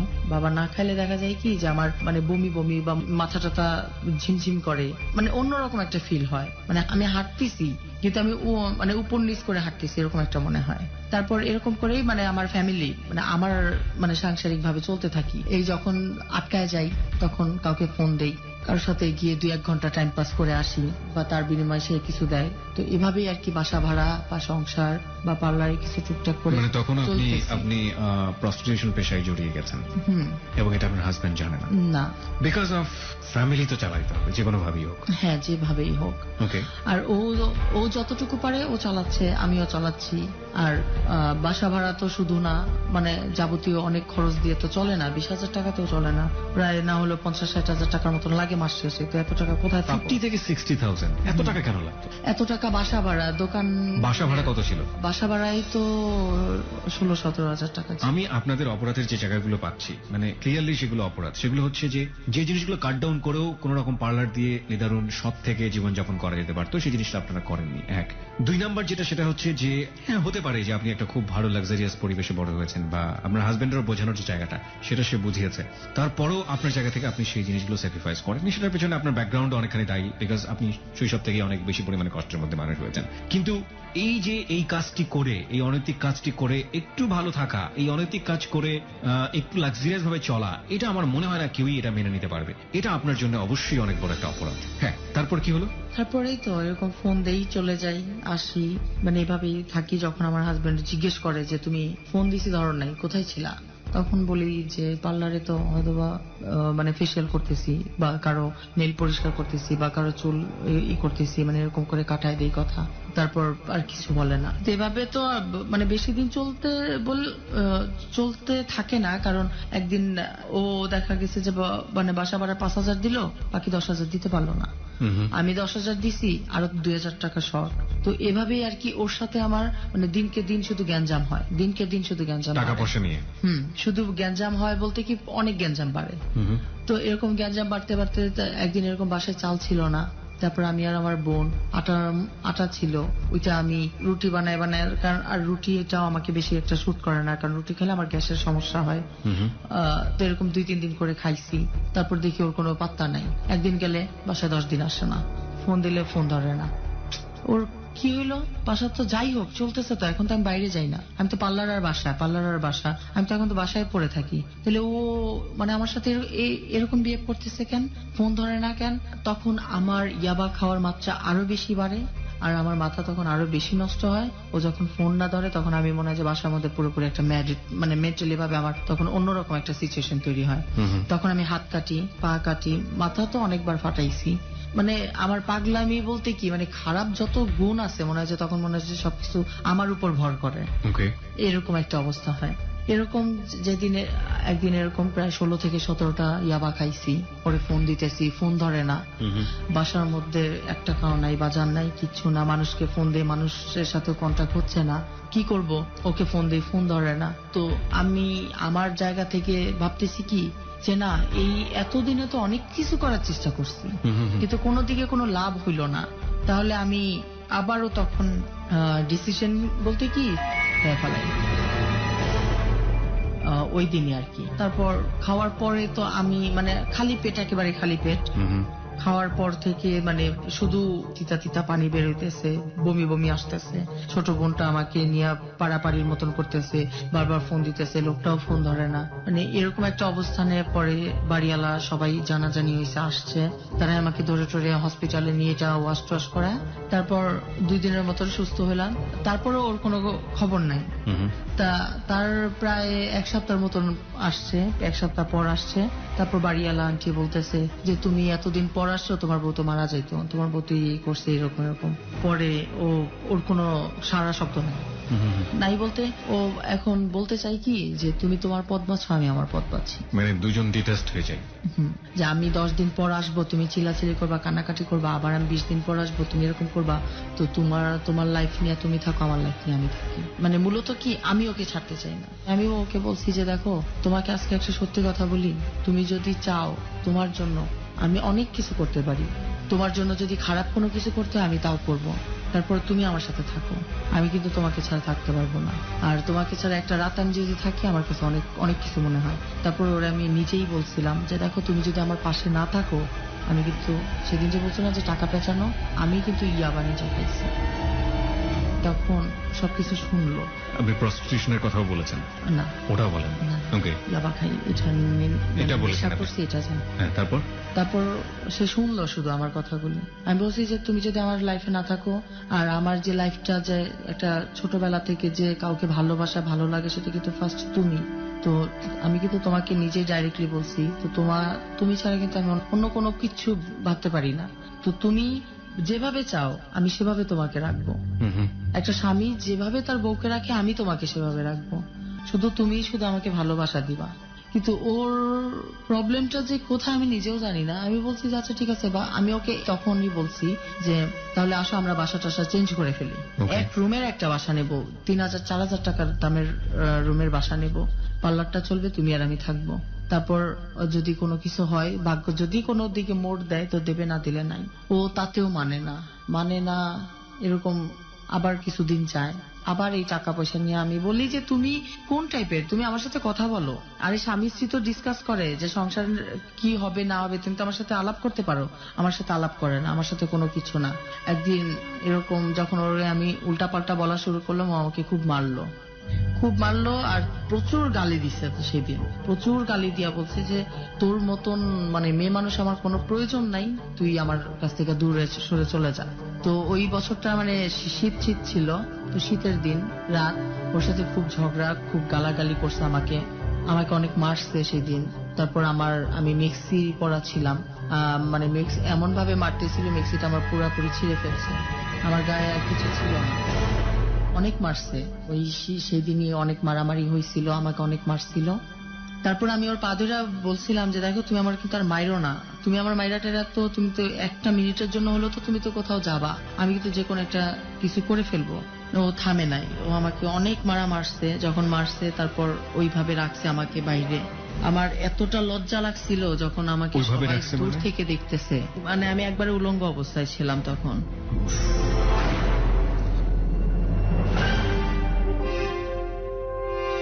খুব মারছিল তো, ওই যে মারামারিতে ধাক্কা ধাক্কিতে তখন ও মারা অবস্থা, তো আমিও ওরে ধাক্কা দিয়ে যখন দেয়ালে মাথায় দিছিলাম বাড়ি, তখন আমার এদিক দিয়ে রক্তের মতন পড়তেছিল।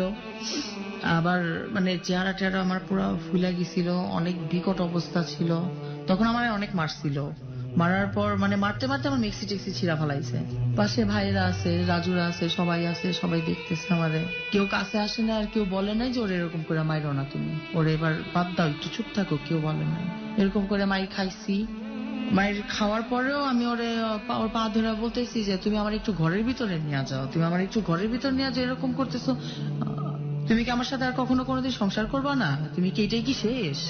মানে ও যেভাবে আমার সাথে মানে ব্যবহার করতেছে, আমি ওরা শুধু বলতেছি যে তুমি আমার সাথে এরকম আচরণ করতেছো, এটা কি শেষ নাকি তোমার সাথে আমার? একটা স্বামী স্ত্রী যখন শেষ হয়ে যায় তখন তার সম্মান দিয়ে সে কি করবে, তখন তারা না এরকম করে। তো তুমি আমার সাথে এরকম করতেছো কেন? ও তো ওর মতন মারা, মানে অনেক মারছে সেদিন। আর আমার শুধু অপেক্ষা ছিল যে একটা মিনিট আমি যে টাইম পাইতাম, একটা মিনিট আমি ওর কাছ থেকে চাইছি। তারপরে এরকম আমার উলঙ্গ অবস্থায় রাখছে, আমি কিছু পাইতেছিলাম না। আমাকে যখন বাইরে রাখছিল তখন আমি আরেকটা মানে অন্য একটা সাইডে একটা দড়ির উপর আমি দেখছিলাম, সেই ওড়নাটা আমি আমার মানে বুকের উপর দিয়ে পুরাটা পেঁচায় গিট্টু দিয়া আমি ওই অবস্থায় গলায় দড়ি দিচ্ছিলাম। গলায় দড়ি দিয়ে আমি ঝুলে পড়ছি, মানে ফাঁস লাগিয়ে গেছিল, এই যে একবারে কাইটা গেছিল, সব কাইটা গেছে পিছনে। আমার মনে আছে তখন আমি হাত দুটা উঠাইতে চাইতেছিলাম, আমি তো পারতেছিলাম না। মানে যে ছাগলে যেরকম করে শব্দ করে না, মানে আমার কিছুটা খেয়াল আছে এরকম, শুধু আমি মানে চেঁচাইতেছি কেউ আসো আমাকে ধরো। তারপর পাশে থেকে এক আন্টি আমাকে দেখছিল মনে হয়, বা একটা লোক, মহিলা না পুরুষ জানি না, তবে একটা মানুষ আমাকে দেখছিল। ওই দেখার পরে মনে হয় কেউ মনে হয় চিল্লায় বলতেছিল যে এই কেউ মনে হয় গলায় দড়ি দিছে, কেউ মনে হয় গলায় দড়ি দিছে, এরকম করে দূর থেকে দেখছে। আর আমি গলায় দড়িটা দিছিলাম আমাদের বারান্দার বাইরে। আপনার ডান হাতে কি এটা কাটার দাগ? হ্যাঁ, আমার হাত কাটছে। আমি বলছিলাম না যে আমার রাগ হইলে আমি হাত কাটি, পা কাটি। আপনি যখন হাতটা উঁচু করছিলেন তখন আমি এটা দেখেছি। প্রিয় শ্রোতা, আমরা এই ছবিগুলো আমরা ফেসবুকে দিয়ে দিয়েছি, আপনারা চাইলে এসে দেখতে পারেন যে একজন মানুষ কিভাবে অসুস্থ মানুষ।